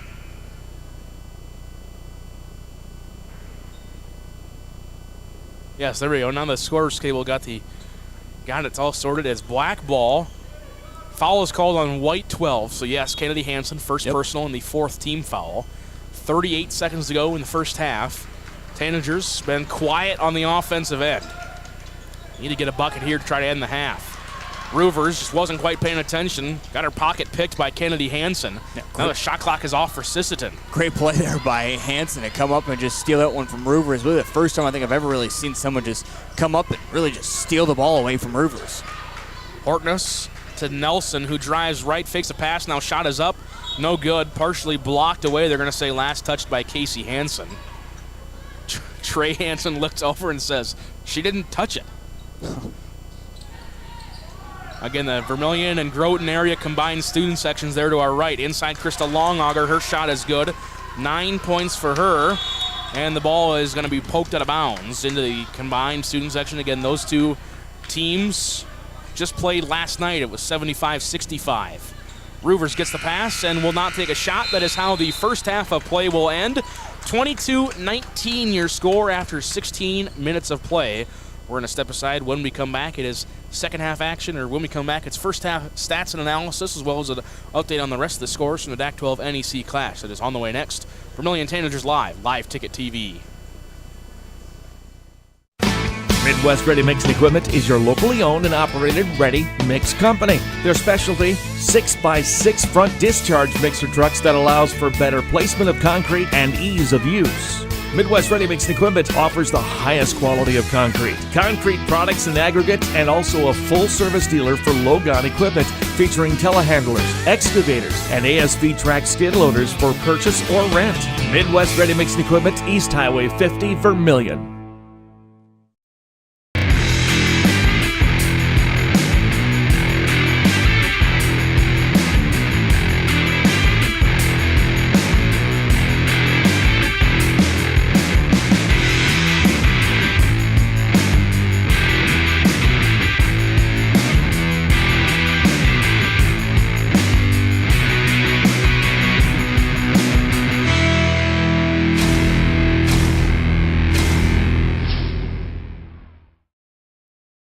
CoreCares helps individuals stay at home by offering caregiving, nursing, and medical alert systems in over 55 communities in South Dakota. Specializing in tasks like bathing, meal prep, and medication setups, our well-trained staff delivers exceptional care. We invest in our team through customized training and comprehensive benefits. To learn more about job opportunities or services, visit our website at corecares.com. CoreCares, proudly serving our community. Jensen Kennels is your safe place to take your dog while you're away. They have over 7,000 square feet of indoor run space and outdoor play yards. They pride themselves in providing enrichment both mentally and physically for all types of dog. And speaking of size, Jensen Kennels can host any size of dog, from the smallest Boston Terrier to the largest Great Dane. To find out the full services Jensen Kennels offers, check out their website and Facebook pages. Next time you need your dog to stay in a safe, fun environment, make it Jensen's Kennels. Fentanyl is a powerful synthetic opioid, up to 100 times stronger than morphine. Even a tiny amount can be deadly. It's often mixed with other drugs without your knowledge, increasing your risk of overdose. Protect yourself and your loved ones and avoid unknown substances. Stay informed, stay safe, and remember, one pill can kill. For more information on fentanyl prevention, visit your local health resource or speak to a healthcare professional today. This message was brought to you by the Great Plains Tribal Opioid Response, so that the people may live. The innocence of youth. Is there anything any better? But soon they'll be in high school and facing all the same challenges you faced. How to make friends, how to fit in, how to be cool. We want our children to have everything they'll need to live fulfilling and productive lives. Make sure the kids in your family are among the more than 57,000 participants here in South Dakota who take part in high school sports or activities. Make a big impact on your land for less at Grossenberg Implement. Right now, used planters and air seeders are aggressively marked down and have great financing options for those who qualify. Stop by any of Grossenberg's 9 locations in South Dakota, Nebraska, and Wyoming, or check out used planters and air seeders online at grossenberg.com. Grossenberg Implement, where service is the other half of a great deal. Welcome back to the Vermillion Booster Club Press Box, proud supporters of all Tanager athletics and the student athlete. Welcome back, Madison Central High School, Madison, South Dakota, host of the umpteenth annual DAC-12 NEC Clash. Thanks for tuning in wherever you may be listening from on Vermillion Tanagers Live Ticket TV, as well as the Madison Huddle live stream. We have hit halftime here in the Game 4 of the DAC-12 NEC Clash. The Vermillion Tanagers lead the Sisseton Redmen 22-19. Let's hit you some first half stats. First, for the trailing team and the home team on the scoreboard, the Sisseton Redmen, 19 points. They were led by Krista Longauger, 9 points, 8 rebounds, and a block for her. All 9 of those points in the second quarter, Elliot Hortness, 8 points, 3 rebounds, and an assist. All 8 of those points, all in the first quarter. Other scoring, Sailor Longauger with 2 points and 3 rebounds, both of those points in the first quarter as well. Tara Nelson with a couple rebounds and an assist. Ruby Rice with 2 assists, but also has 2 personal fouls. A rebound for Kennedy Hansen and a steal as well for her. So again, Elliot Hortness and Sailor Longauger score all 10 points for Sisseton in the first quarter. Krista Longauger scores all 9 in the second quarter. That is how they get to their total of 19 points. They shot 5 of 6 from the free throw line. I should specify that as well. Krista Longauger shot 5 for 6 from the line. That have been all of Sisseton's free throw attempts. For the visiting team and leading team on the scoreboard, the Vermillion Tanagers, 22 points in the first half for them. Taylor Roovers, the Mighty Mouse, 9 points, 2 rebounds, 3 assists, 3 steals, and a block for her. Lexi Hansen and Casey Hansen, both with 5 points. Brooke Jensen with 3 points, 2 rebounds, 4 blocks in the ball game. Amara Thomas picked up 2 fouls in the second quarter, but also had 3 steals in that first half. They score 16 in the first, just 6 in the second for their total of 22 points.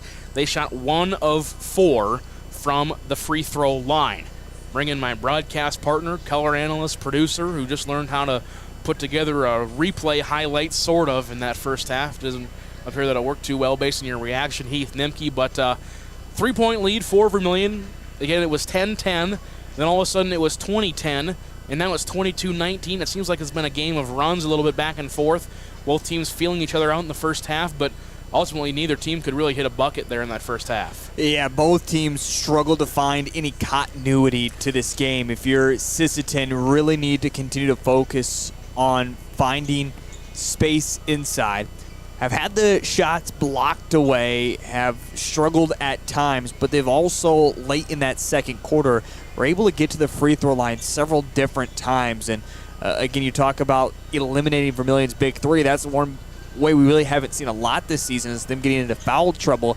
And they're not always going to commit fouls, but that means they're also going to give up shots. So they need to continue to focus on that, make things happen for them offensively of inside. Opposite side for Vermillion, it has to be getting done by somebody besides Roofers, which I know is crazy to say, and Roofers is going to get her points. She's going to get her assists, but it seems at times when Roofers has been taken away by Sisseton defensively, the offense has gone completely stagnant. Nobody else has been able to score. So that'll be something that Vermillion needs to figure things out. Again, that we saw that in the last 5 minutes or so of that second quarter, that Sisseton really did a good job, but just face guarding. They're going to run everywhere where Roofers is at. That's what they want to do defensively. So they're taking her away as much as possible. That means that you're going to have basically 4-on-4 basketball, more room to create inside, more room for jumpers, and you just have to find that offensively if you're the Vermillion Tanagers, and certainly have the girls to do it. Again, Cole, we talked about this one being a close game. Even at 20-10, it felt like Sisseton was by no means anywhere close to being out of the game, and we did see them fight right back into it and draw it within 3 going into halftime. I expect this one to be a close one throughout as we play into the second half. And 22-19, your first half score. Let's get you some other scores from the Pac-12 NEC clash. In the game number 1, Redfield defeated Madison 38-26. In game 2, Lennox with a win over Clark-Willow Lake 60-26. Del Rapids leads Dual 54-39 with 5 minutes to go in that one. And Vermillion leads Sisseton 22-19 in game number 4. So far, the series tied at 1 game apiece. We're going to step aside when we come back. Second half action from Madison High School that is on the way next. Do you have a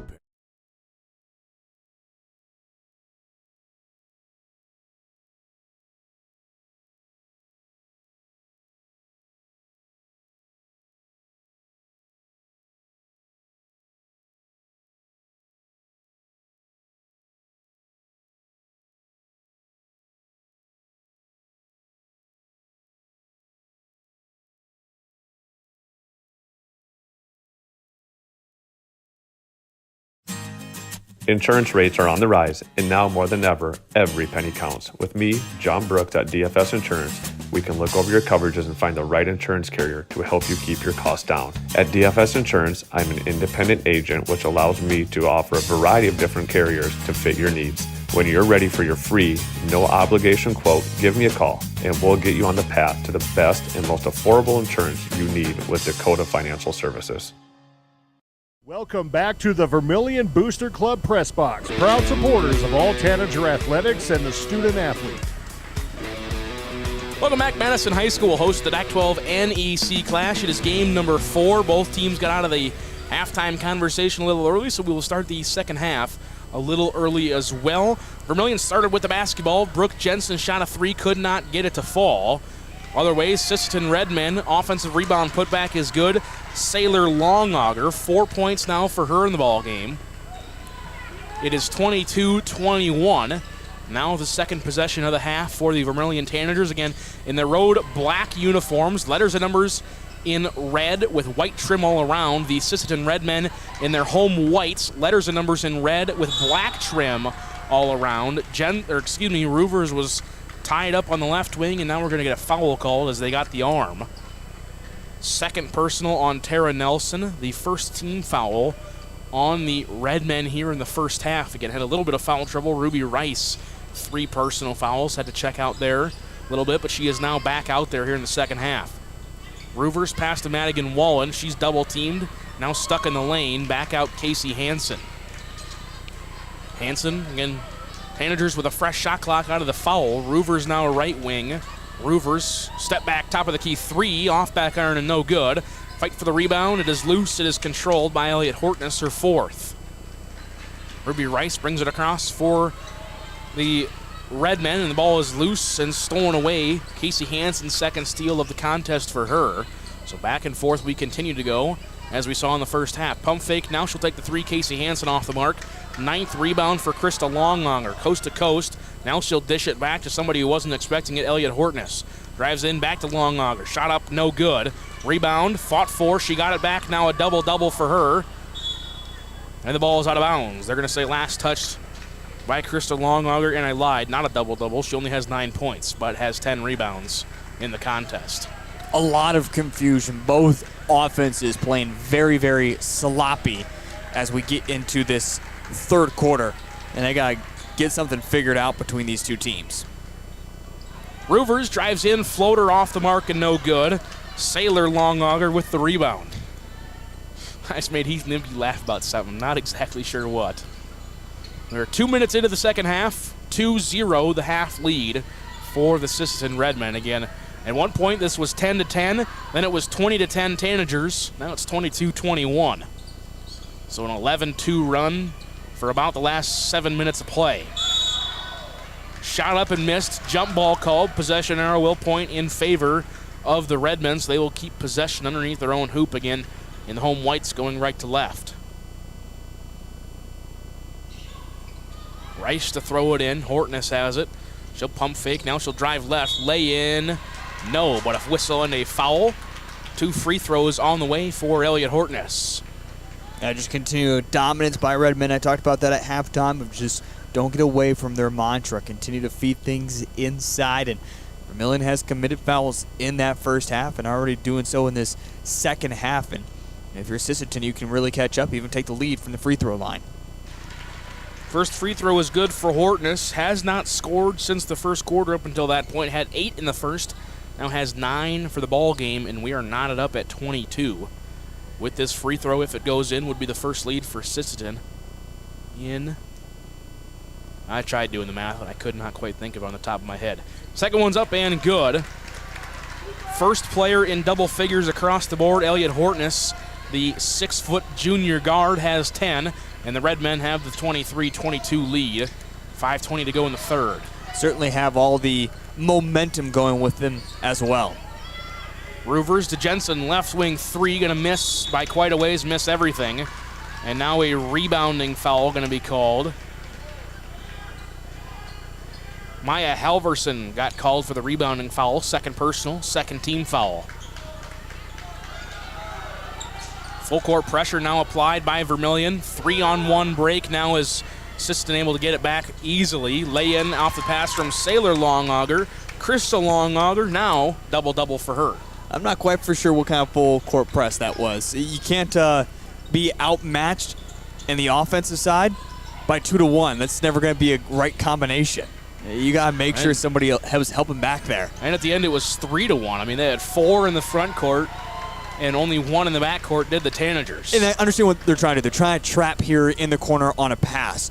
But you better get that darn right, because if you don't, then that's the end result. Easy bucket the other way. Jensen skip past Casey Hansen, left corner 3, got it to go. Casey Hansen all of a sudden 8 points for her in the ball game, and we're all knotted back up 25 apiece. Full court pressure broken by the Redmen. 4-on-2 break, they lob it inside. Krista Longauger, pass too tall for her. That's hard to do. She's listed at 6'1". I'd say she's definitely taller than that. And it's a crucial 3 that Casey Hansen was just able to knock down as well. And you got John Brooks and Doug Hansen both going after Brooke Jensen. They're both frustrated at the moment with her. Sarah Lincoln of the Sisseton Redmen calls a 60-second timeout. We'll take it with him back to Madison High School in a minute.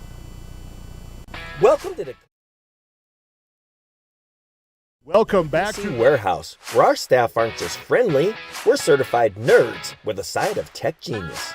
Prepare to be awed as we unleash a barrage of geeky charm and unbeatable deals on PCs and HD TVs. And our tech gurus, armed with determination and a questionable assortment of snacks, can fix just about anything. We love technology and making it work for you. Dakota PC.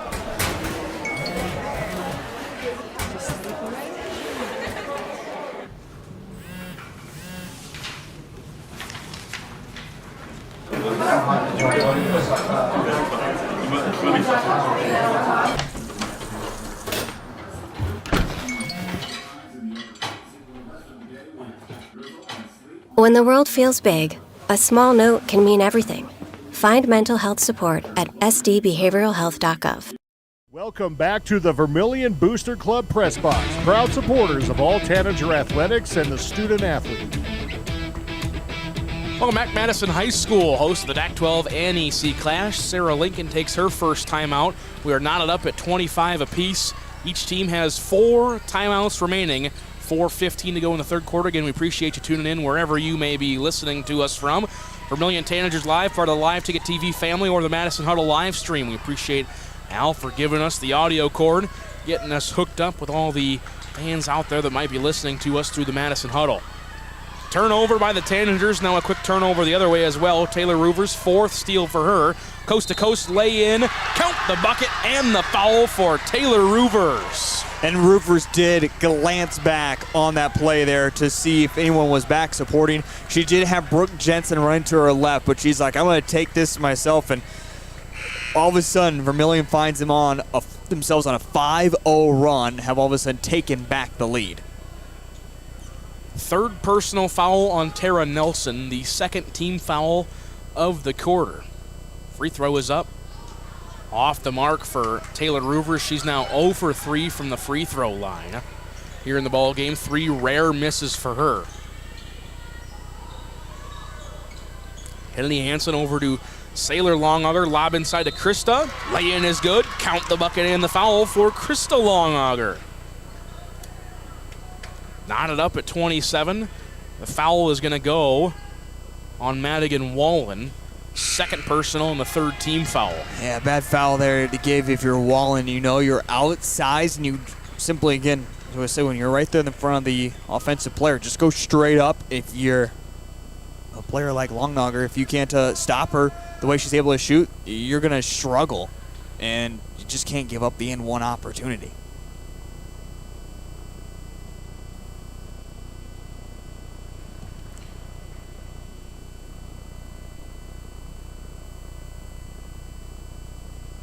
Get a player correction here, Cole? Yes, we are. I don't think anybody has changed jerseys. They just gave a 4th personal foul on Ruby Rice.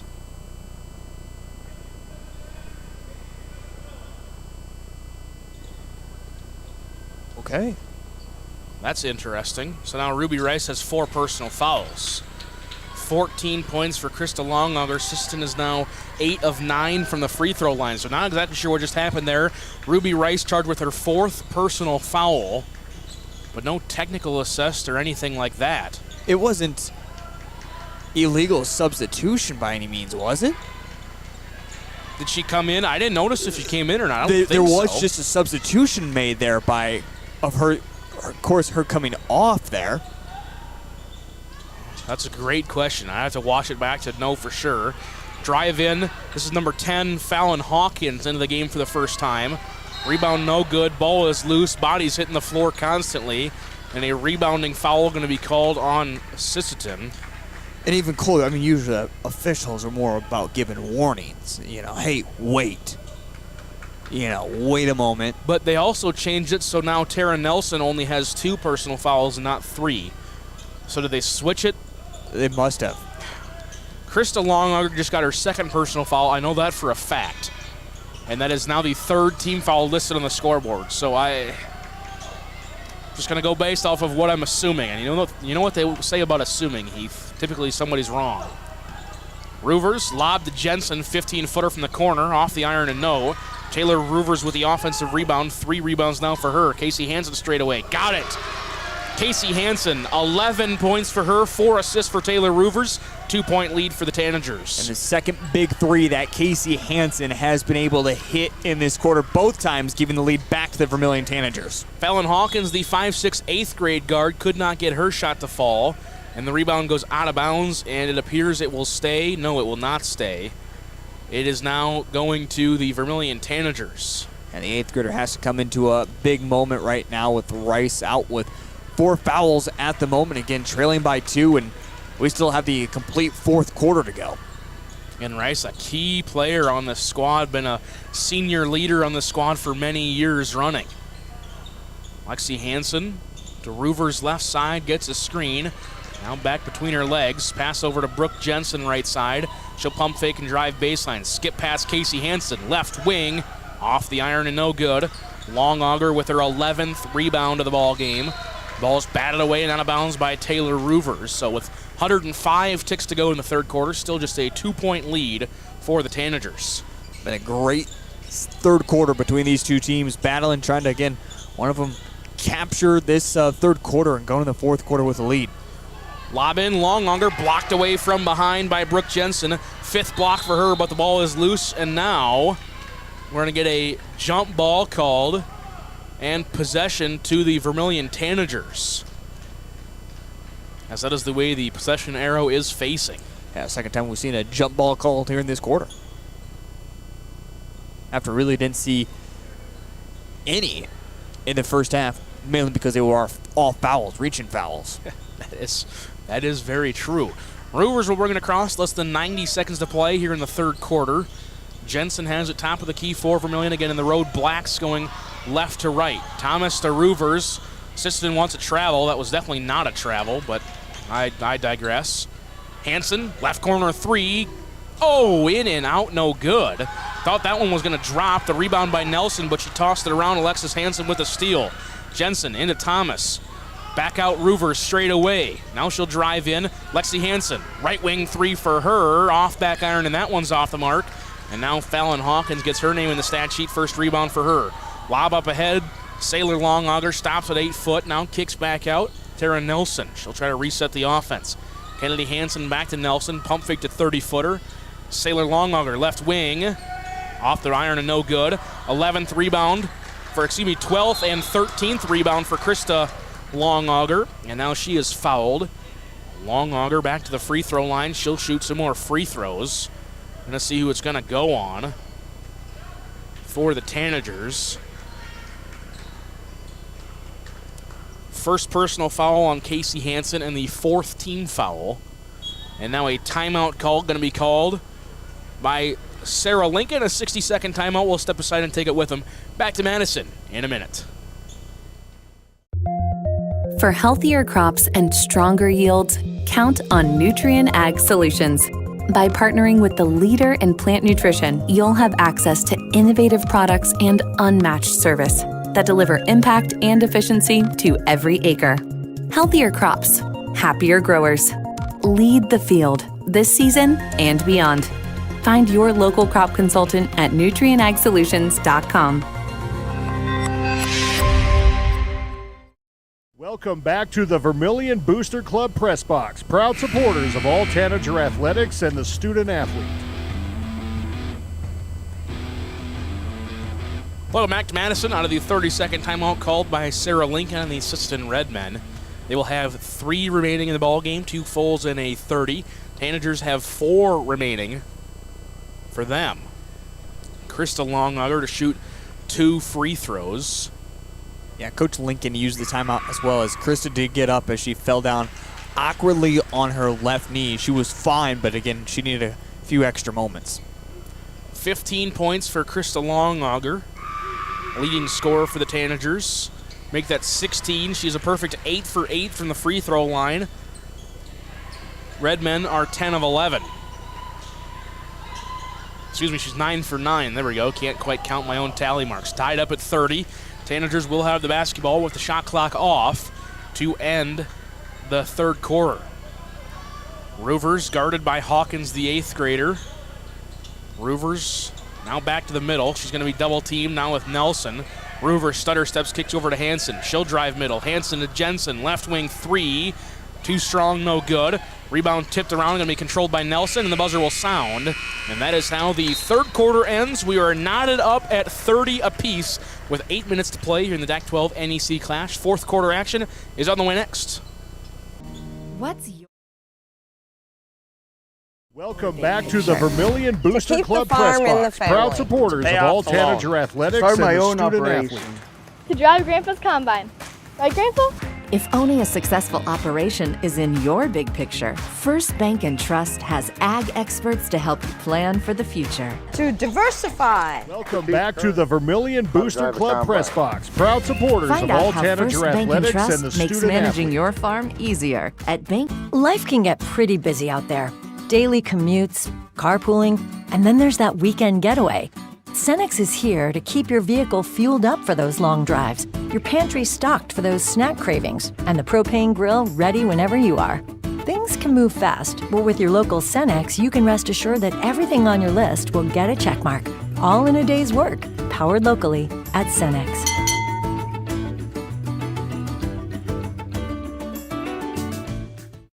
Welcome back to the Vermillion Booster Club Press Box. Proud supporters of all Tanager athletics and the student athlete.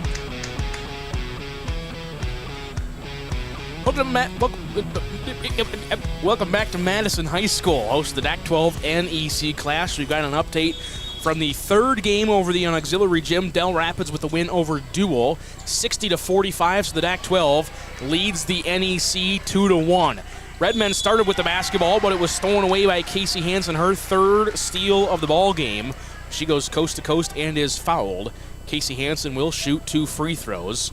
Going to be the second personal foul on Kennedy Hansen and the first team foul of the quarter. Casey Hansen, a 75% free throw shooter on the season, gets the first one to fall. She now has 12 points in the ball game. Tanagers now 2 of 6 from the free throw line, and Ruby Rice checks in again. She has 4 personal fouls, had 3, then 1 was deducted from Tara Nelson and added to her. Still don't know the reasoning on that. Maybe it was just a number correction, but it was quite late compared to when her actual foul was, but she is back out there with 4 personals. Redmen get it across again in their home white uniforms, going right to left, and now another pass stolen away by Maya Halverson. And now she traveled out by half court. And a word that we heard quite a bit yesterday, Heath and I did, as the Vermillion Tanagers and the Groton Area Tigers took on each other in the birdcage. I believe the final tally was 18 travels called in that ball game, and now those two teams over on the right side in the student section together played a 75-65 very heavily contested contest, and now they're both cheering on the visiting team on the scoreboard, the Vermillion Tanagers. Brooke Jensen gets credited with her 6th block of the ball game, and it goes out of bounds. So possession will stay with Sisseton. They wanted a foul called, nothing called. Kennedy Hansen checks in. Elliot Hortness checks off. They'll lob it in. Sailor Longauger, ball is loose. Second steal in the quarter for Maya Halverson. 2-point lead for Vermillion. John Brooks going to call out a set offensive play. Again, 32-30. Jensen gets past her defender. Drives baseline. Lay in, no. Blocked away by Sailor Longauger. Rice with the rebound. She lost it out of bounds. Possession back to Vermillion. Yeah, great job by Vermillion, really stepping up defensively here in this fourth quarter. They can really pull away at the beginning of this fourth quarter if they can just knock down some buckets here, because Sisseton is just struggling here at the moment. Casey Hansen lobs it into the safety valve. Maya Halverson back at half court. And now Jensen has it right wing. Over to Casey Hansen on the left wing. Back up Roovers, top of the key. She'll fake now, drive middle. Halverson, Hansen, Jensen. Pump fakes, drives middle. Underhand lay-in, well too strong, but a whistle and a foul called, and Brooke Jensen will go to the free throw line, shoot a pair of free ones. For Vermillion, you want them both here. Put it up to a 2-possession lead, and again, it's extremely early in this fourth quarter, but the way that this second half has gone, it seems like points are going to be a premium in the fourth quarter. First free throw is good for Brooke Jensen, 4 points for her. Tanagers are now 50% from the free throw line, 4 of 8. Still a 1-possession game, like you said, Heath. This could make it 2, and it does. 5 of 9 from the line. Brooke Jensen, 5 points for her. Ball is loose, and it's stolen away, picked up by Casey Hansen, her 4th steal. So another turnover, right back to the Tanagers. Roovers over to Jensen on the right side, lane line extended. Back to Halverson, left wing, now Roovers closer into the corner. Roovers fakes right, drives left. Baseline jumper, no. With the lay-in, contact, whistle, and a foul called. The Mighty Mouse to the free throw line. If you're Sisseton, you have to feel like this one's starting to slip a little bit. Already the third team foul called against the Redmen, and we know if they're Vermillion girls or anything like the boys, you can quickly take advantage of that and get to the free throw line.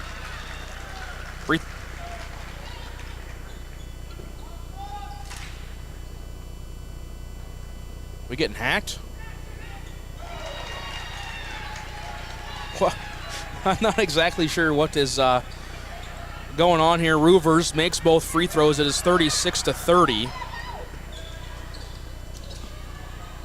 that just in my ears, or is that in your ears too? No, it's in my ears too. Okay, we're going to try and figure that out. Not exactly sure what's going on. We'll get that one to Heath Nimke. Lay-in is good onto the inbounds pass. Kennedy Hansen passes it right to Sailor Longauger. 6 points for her. 36-32 is the score. Maya Halverson has it top of the key, now to Jensen. Jensen looks now to Roovers right side. Roovers drives baseline, kicks out Madigan Wallen left wing.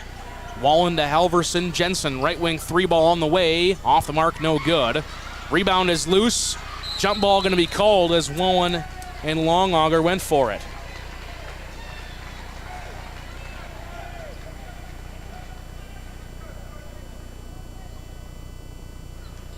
We apologize for any of the weird audio things going on. We got a lot of cords going around right now.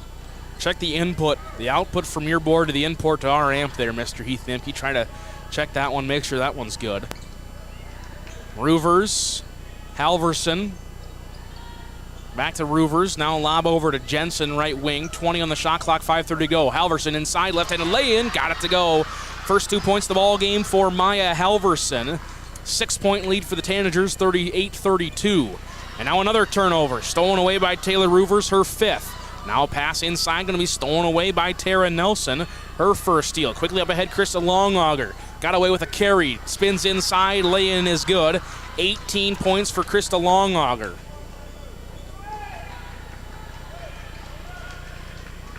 Also make sure that chair isn't buttoned up against that cord there. How about maybe that'll make a difference?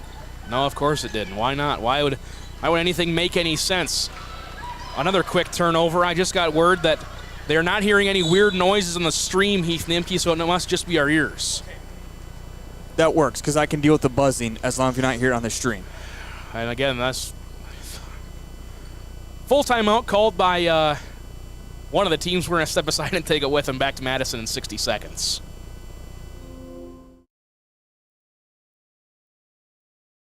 Welcome back to the Agriculture is like no other business, which makes Farm Credit Services of America like no other lender. Owned by the farmers and ranchers we serve, our customers have a voice in how we work, a stake in what we do, and share in our success. Discover a lender that works for you at Farm Credit Services.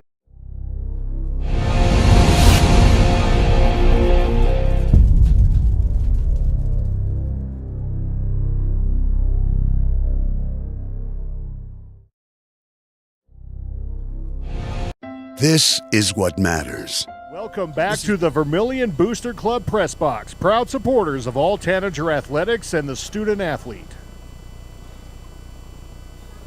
Welcome back to Madison High School. Again, we apologize for anything that's happening. We've received word that on the Vermillion Tanagers live stream, we're not hearing any buzzing, but it might be going on the Madison live stream. So I'm going to have to get this thing checked out, and there we go. Now it's gone. So again, no idea what has just happened, but out of the Sarah Lincoln 60-second timeout, she has 2 of them remaining. Vermillion has 4 of them remaining. Nimke, I don't know what you just did to fix it, but please keep it like that for the rest of the game if you can. Ruby Rice, 18-foot two-pointer is good for Ruby Rice. First 2 points of the ball game for her. I mean, if you have to, you're going to have to hold that, man. Okay, I'll hold it. The buzzing was so loud I could just about not even hear myself. But again, we heard that it was not going over the Vermillion live stream, but poor Al in the Madison live stream was probably going over that. But now we got to sort it out. Halfway through the fourth quarter, we've got a 2-point game. Again, we appreciate you tuning in. I'm Cole Larsch alongside me, the one and only Heath Nimke. Roovers, left wing 3 off the mark, no good. Rebound tapped around. They're going to say last touch by Maya Halverson and out of bounds. Turnover-filled fourth quarter. That's been the story here so far. Yeah, it has been. And just, again, we talk about finding continuity and trying to make things work for either team and trying to grab momentum late. And all of a sudden, Sisseton finds themselves on a 6-0 run and has completely taken over late in this fourth quarter.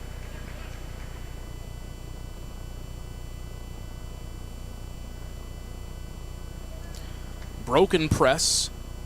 Sailor Longauger got blocked away by Roovers. Whistle and a foul called. First personal on Roovers. First team foul. Lexi Hansen checks in. Maya Halverson checks off. 7 points now for Sailor Longauger. The Redmen are 11 of 12 from the free throw line. Second one is good. Make that 12 of 13. Again, we appreciate all the fans on the other side letting us know that the audio issue is fine here on Vermillion Tanagers Live. We're knotted up at 38 apiece. Specifically, my beloved mother making sure we know that it's all good on their end. Jensen, right wing 3, got it to go. 8 points for Brooke Jensen. First 3-ball of the ball game for her, and it's a 3-point lead. Now she gets a steal, lay in, that one's off the mark. Offensive rebound, put back, that one's off the mark.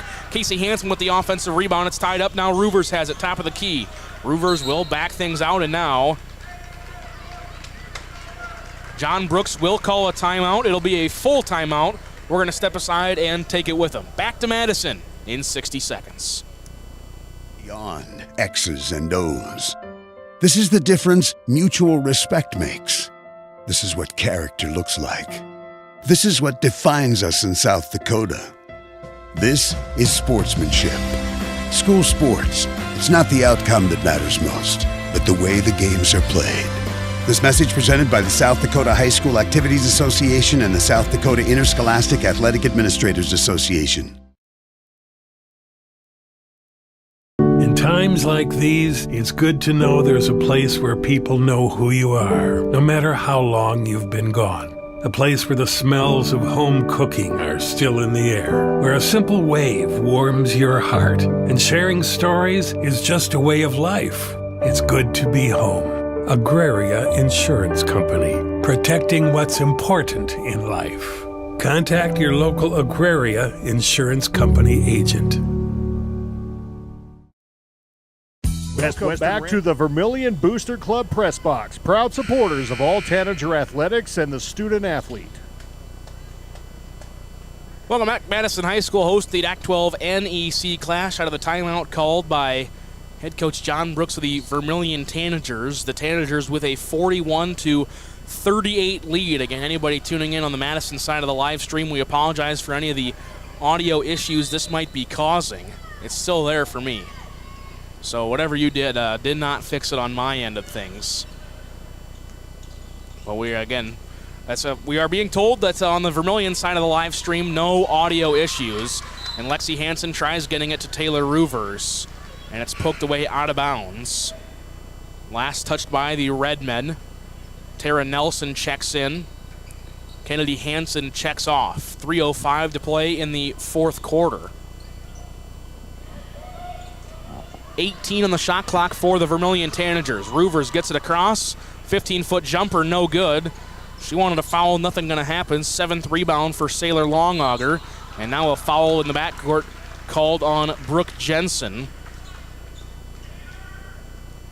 First personal. And the second team foul on the Vermillion Tanagers. Redmen will break the press. 2-on-1 break. Sailor Longauger lobs it over to Krista, but the ball is tapped around and poked away. Second steal for Lexi Hansen. Heath, you just stand over there in your corner, man. For now, have the buzzing sorted out, and Heath Nimke is just clenching onto his headset cord and just sitting in the corner. I was going to try to test his luck again. I remember what happened last time that happened. Tara Nelson, 4th personal foul on her, 4th team foul on Sisseton. Fresh shot clock for the Tanagers. Roovers straight away, left wing 3 is off the mark. Rebound by Ruby Rice. Long way up ahead. Krista Longauger lay in.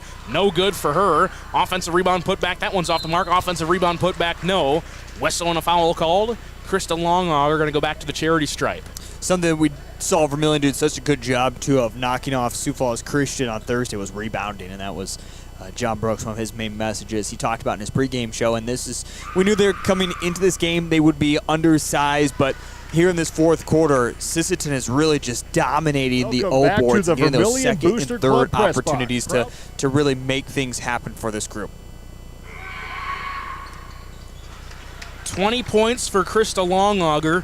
The Sisseton Redmen are 14 of 15 from the free throw line. It is a 1-point ball game with 2:12 to play here in quarter number 4. Again, we appreciate you tuning in wherever you may be listening to us. Vermillion Tanagers Live and Live Ticket TV or the Madison Huddle live stream as well. I'm Cole Larsch alongside me, the Heath Nimke. Lexi Hansen has it under 2 minutes to play in the ball game. 12 on the shot clock for the Vermillion Tanagers. Wall into Casey Hansen. Hansen, she'll drive free throw line jumper. Got it. Big one. Casey Hansen, 15 points for her. Back up to a 3-point lead, and now full court pressure being applied by the Tanagers. Nelson, lob pass. Rice now skips it over Hortness. They break the press. Sailor Longauger trying to look inside. They will get it inside to Krista. Now the ball is loose, and we're going to get a held ball before Roovers was out of bounds. But the alternating possession arrow is facing in favor of the Sisseton Redmen. Halverson will check in. Lexi Hansen will check off, get a little bit more size in there.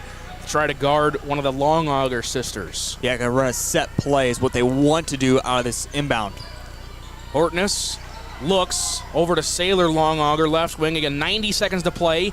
18 on the shot clock for the Sisseton Redmen. Come in 10 and 5, trying to knock off 14 and 3, the Vermillion Tanagers. Nelson, Rice on the wing. Ball out of bounds, last touched by Ruby Rice. Turnover and possession to the Vermillion Tanagers with 80 seconds to play. And Vermillion on that last possession was giving up the corner 3. They were going to go completely all in on helping inside and play for the tie if the Redmen can find the open player. Roovers drives, lay in, no. Contacted about 4 times, and now Roovers is down. Yeah, slow to get up. I believe she got poked in the eye there when she went up because she is going to need a moment. We'll see if head coach John Brooks is going to call a timeout yet because he needs to give his player a moment as right now Roovers just got poked in the eye and she can't really see that much. 60-second timeout called by John Brooks. We'll step aside and take it with him. Back to Madison in a minute. The Hotel in Aberdeen is the place to stay for business or the weekend family getaway. You'll feel right at home with ample parking, spacious guest rooms, and complimentary breakfast. And with a convenient location, you'll have easy access to local attractions and events in the area. While staying at the Best Western Ramkota, guests can enjoy an indoor water play land, an on-site Minerva's restaurant, exercise facility, wedding services, and a business center. For friendly service and a great stay, make your reservation today. Farming today requires constant adjustment, innovation, and the right seed, and you'll find that with Pioneer Seed at Dakota Seed and Services in Irene and Vermillion. With the most advanced technologies and local experts, Dakota Seed and Service share in your hard work on the farm, adapting to an ever-changing industry. When you need the right seed, protection, and service, make it Dakota Seed and Services in Irene and Vermillion. Welcome back to the Vermillion Booster Club Press Box, proud supporters of all Tanager athletics and the student athlete. Welcome back, Madison High School. Taylor Roovers seems to be better as she's got the free throw up and good. I think I found out the issue, Cole. What's that? I believe it might be a little interference with our computer cords and also my laptop cord because if I'm correct, now that we weren't having a music bed, this will fix our issue. I'm going to take your word for it. Taylor Roovers. I'm going to let go of the cord, too. 15 points for Roovers in the ball game. It is 45-40. 63 seconds to go in quarter number 4. In game number 4, the DAC-12 NEC clash. Drive, Elliott Hortness. Foul going to be called. And they're going to say that she was going up for the free throw, or going up for the shot. So the free throw's upcoming. Halverson, third personal. Just the 4th team foul, so not quite yet in the bonus. Somebody in the combined student section said, gotta be better than that.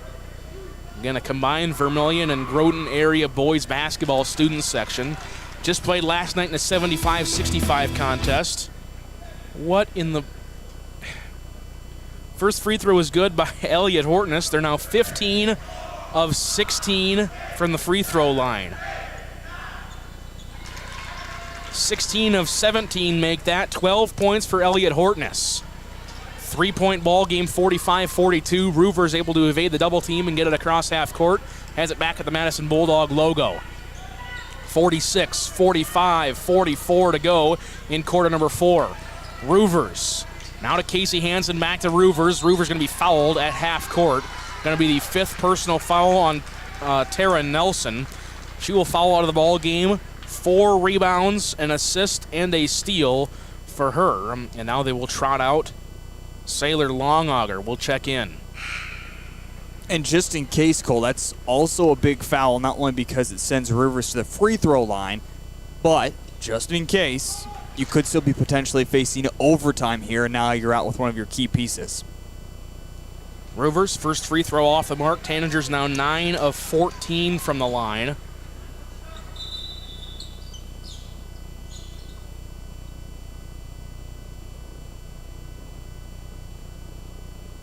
Sarah Lincoln came over and asked about blood, it almost feels like.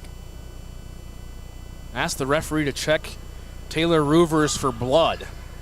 Looked over, nothing called. I wonder if it's a little bit more of a game-ship play there to try to get Roovers to think about the free throw. That definitely was the case if I were a betting man. 15 rebounds for Krista Longauger. 4 seconds separate shot clock and game clock. Redmen try to get it inside Longauger. Don't foul her. Lay-in is good. 22 points for Longauger. Still a 1-point lead for Vermillion. And now they're going to say before they inbounded it, a timeout called by Sarah Lincoln. Going to be a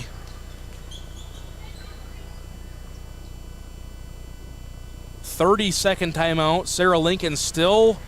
They're saying now that it's on her collar. They're saying right in her collar. So she does have it. She did make a good point here. They're saying we do believe there is some type of blood. Now the official is going to go in and talk to Doug Hansen, get some things cleared up. Doug saying, hey, we've already taken care of it, which it is true. It looks like whatever it may have been, she is technically cut. It was being covered up by her jersey. So when the official did go to look, he was just looking at the arms, wasn't looking more and the upper chest, if you will, for Roovers. That's where the blood's at. Been cleaned up, good to go, squared away. There we go. So it wasn't just a gamesmanship. No, it wasn't. It was a legit check for blood. Which, no offense, if that was what Sarah Lincoln was doing, that go play. I was gonna say you gotta respect the move there. Get a little delay. It's almost like icing the kicker. Yeah, in football. I've never seen that before. But if that's what she was doing, But I mean, she came out like 6 steps past half court to ask that official to look, and he kind of gave a once over and said, "I don't see any." But full court pressure and foul going to be called. Casey Hansen will go to the free throw line. Ruby Rice now will foul out. 2 points, 3 rebounds, 2 assists, a steal, and a block for her in the ball game. And it looked even crazier than all of a sudden Roovers, who shoots 80+% from the free throw line, misses them both. And you're like, oh, is that working? Casey Hansen, 2 of 2 from the line so far today, a 75% free throw shooter off the mark. 9 of 16 from the line are the Tanagers. Redmen, 16 of 17. Second one, good. 16 points for Casey Hansen, a 2-point ball game. Shot clock is off for the Redmen. They can hold for the last shot if they want. Fallon Hawkins, Elliot Hortness, and now Sarah Lincoln will take a timeout with 15.1 remaining.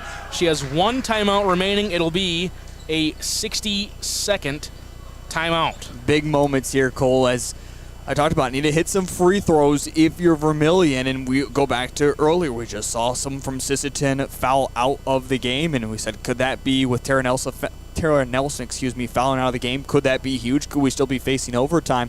46-44.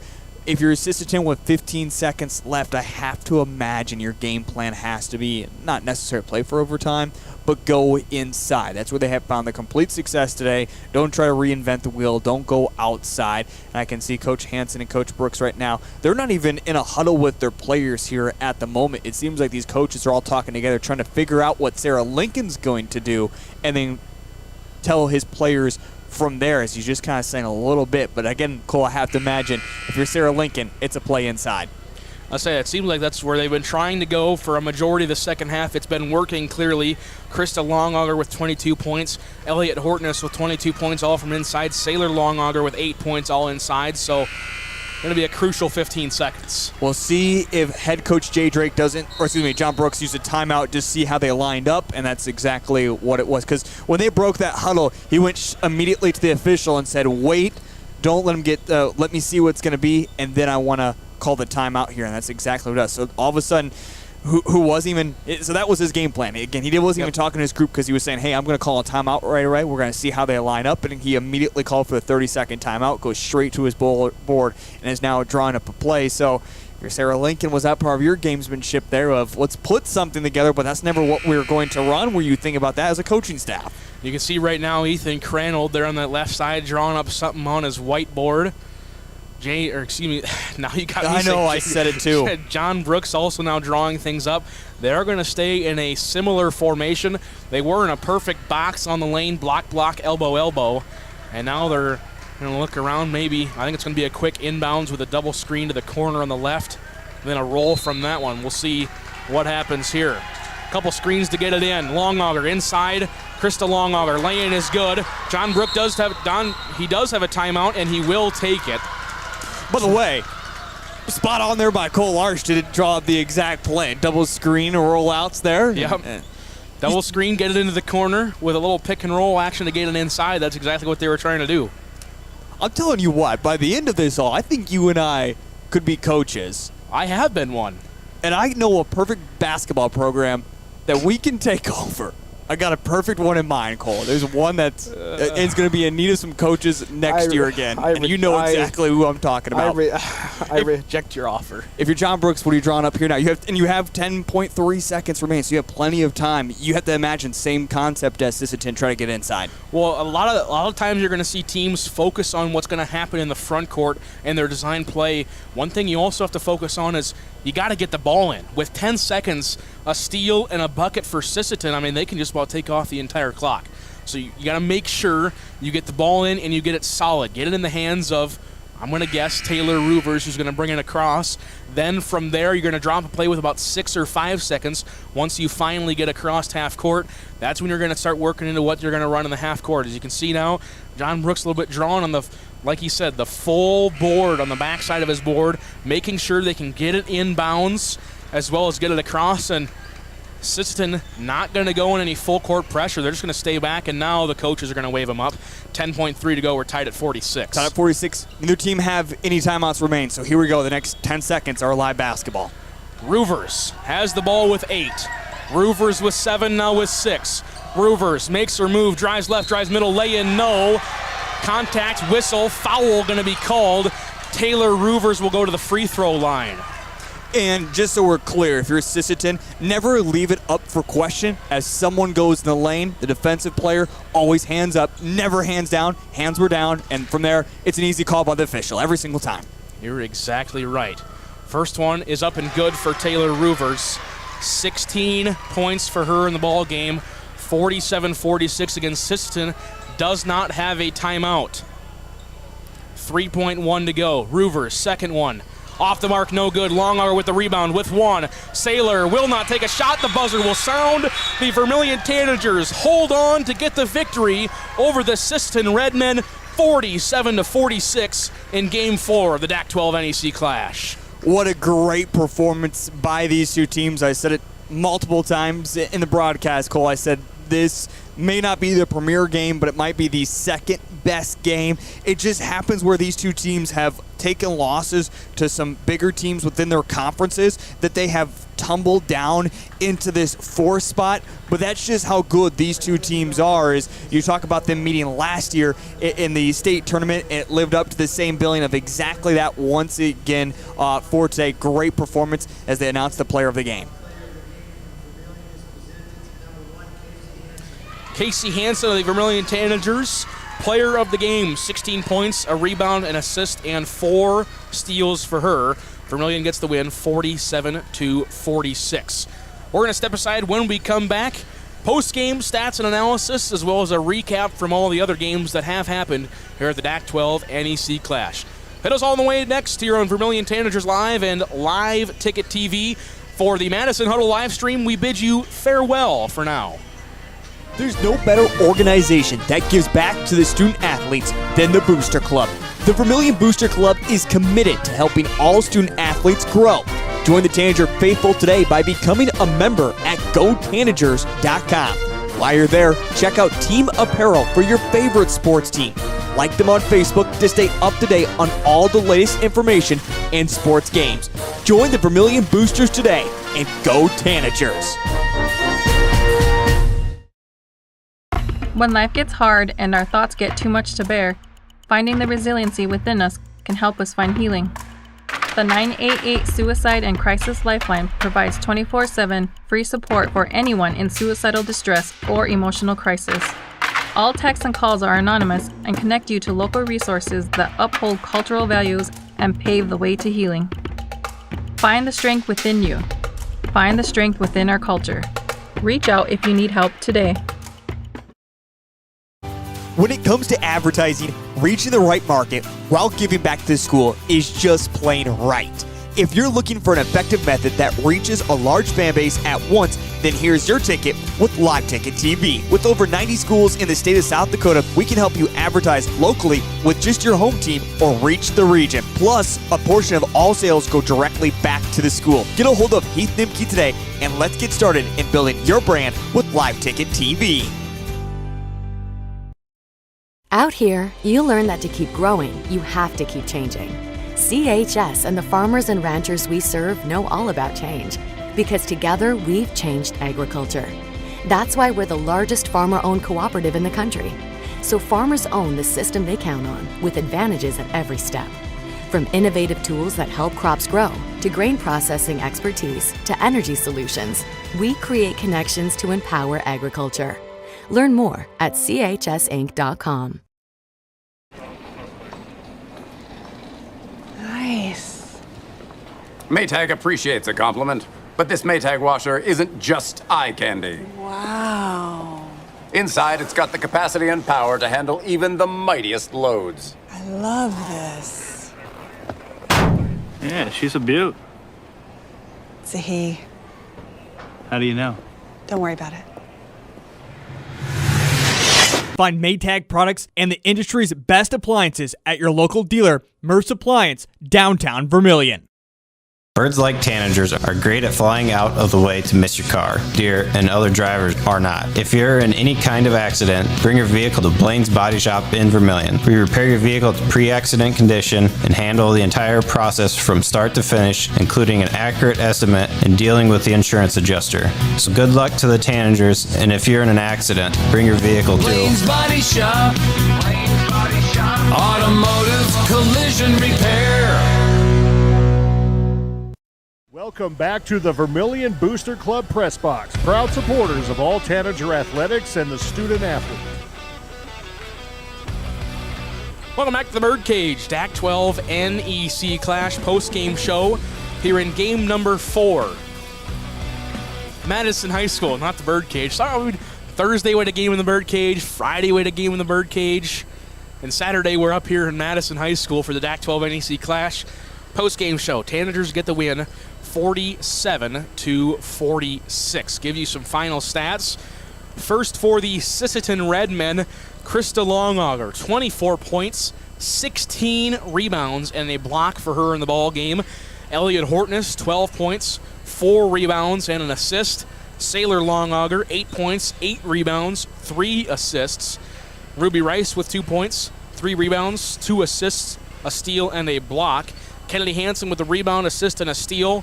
Fallon Hawkins with a rebound. Tara Nelson, 4 rebounds, an assist, and a steal for them.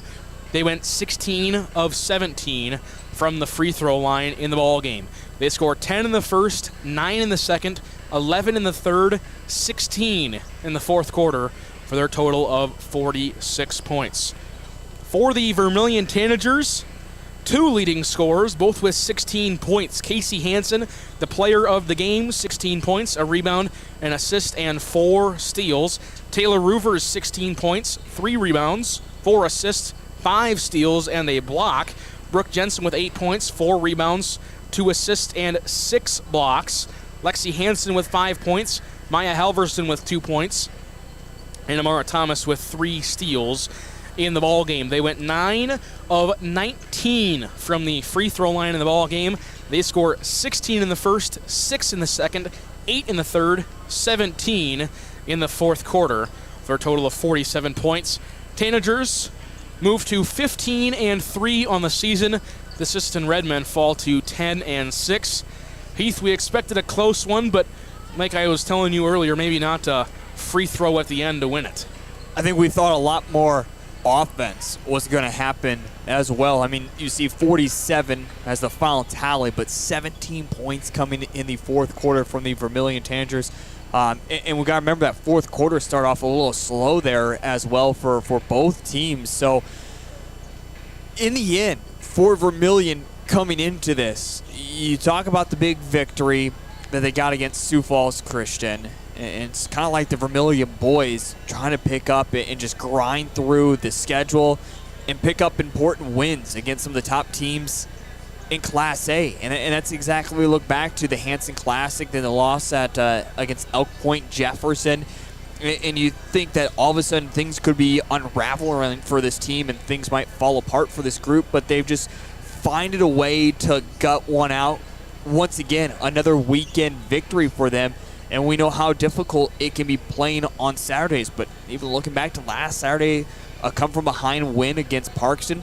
This Saturday, the DAC-12 NEC clash, have to battle through the elements outside. And then Sisseton just oversizes this Vermillion Tanagers team, but yet finding a way to win. And I'll say this much, Cole, if you're not buying stock or if you sold stock in the Vermillion girls earlier this season, now's a good time to buy back in because this team looks dangerous and they could go on a run when it comes. Of course, they have to get out of the region, but if they're able to get out of the region, then they're, I would say, easily onto the state tournament. And from there, as we know, it's all about 3 games. You just got to put it together.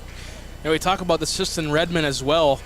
We knew it was going to be close. We thought they were going to shoot maybe some more threes, but they pounded the rock inside. Like you said, they had the size advantage. Kristen Longauger, 24 points, 16 rebounds. Still a really good performance by them, just 1 point short.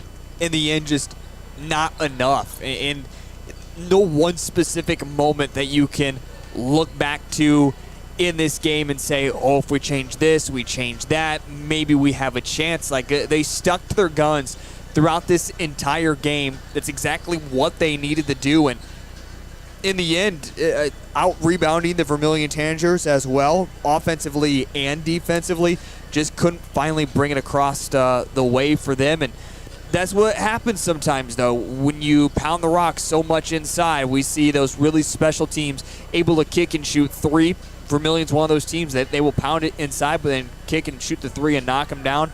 Unfortunately for Sisseton, they don't maybe necessarily have that firepower.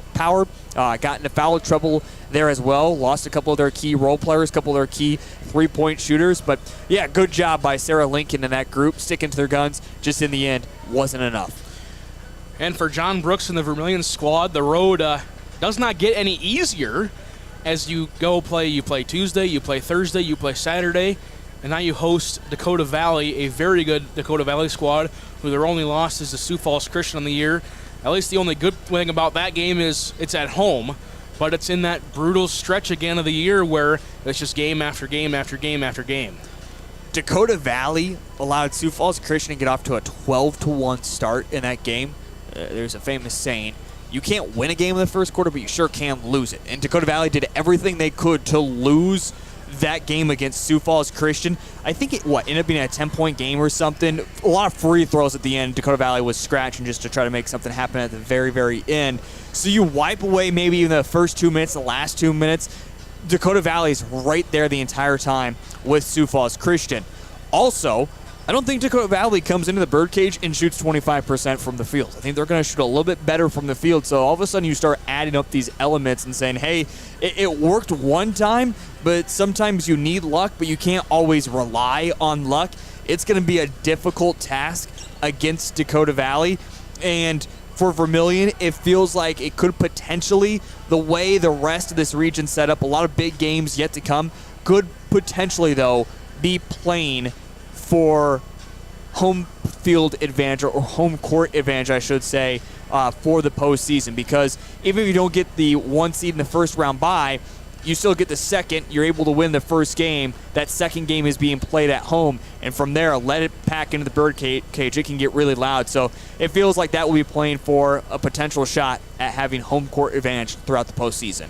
You talk about the Dakota Valley and all the potential that game has. It's also the end of finally a brutal stretch of games here for Vermillion.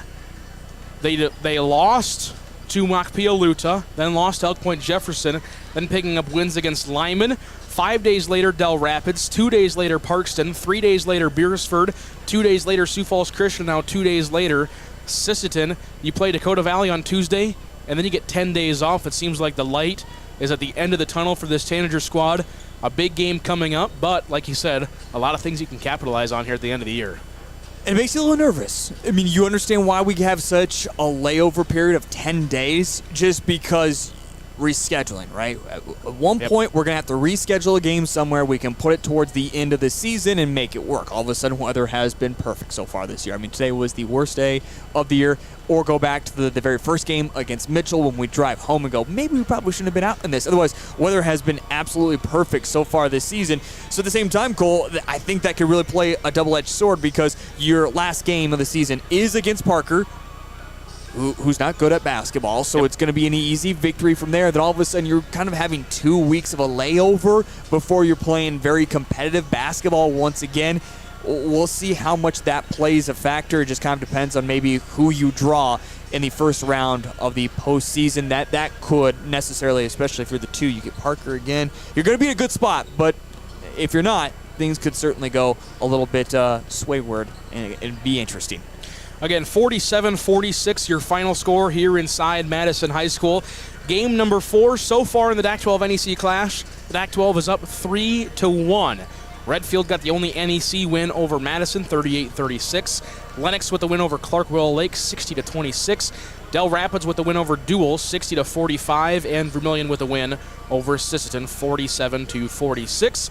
6 more games to go here in the DAC-12 NEC Clash, but for Heath, Nimke, and I, it is one and done up here in Madison. The Tanagers move to 15-3 on the season. Sisseton falls to 10-6. We've got a little bit of a break for ourselves as well. The next action here on Vermillion Tanagers Live, the home doubleheader against the Dakota Valley Panthers. Pregame 5:30, girls tip at 6:15, boys to follow roughly 8 o'clock. From Madison High School and Heath, Nimke, I'm Cole Larsch. We thank you for tuning in to the DAC-12 NEC Clash. We hope to see you on Tuesday for the Dakota Valley doubleheader. Until then, stay safe, stay warm, and have a wonderful Super Bowl Sunday.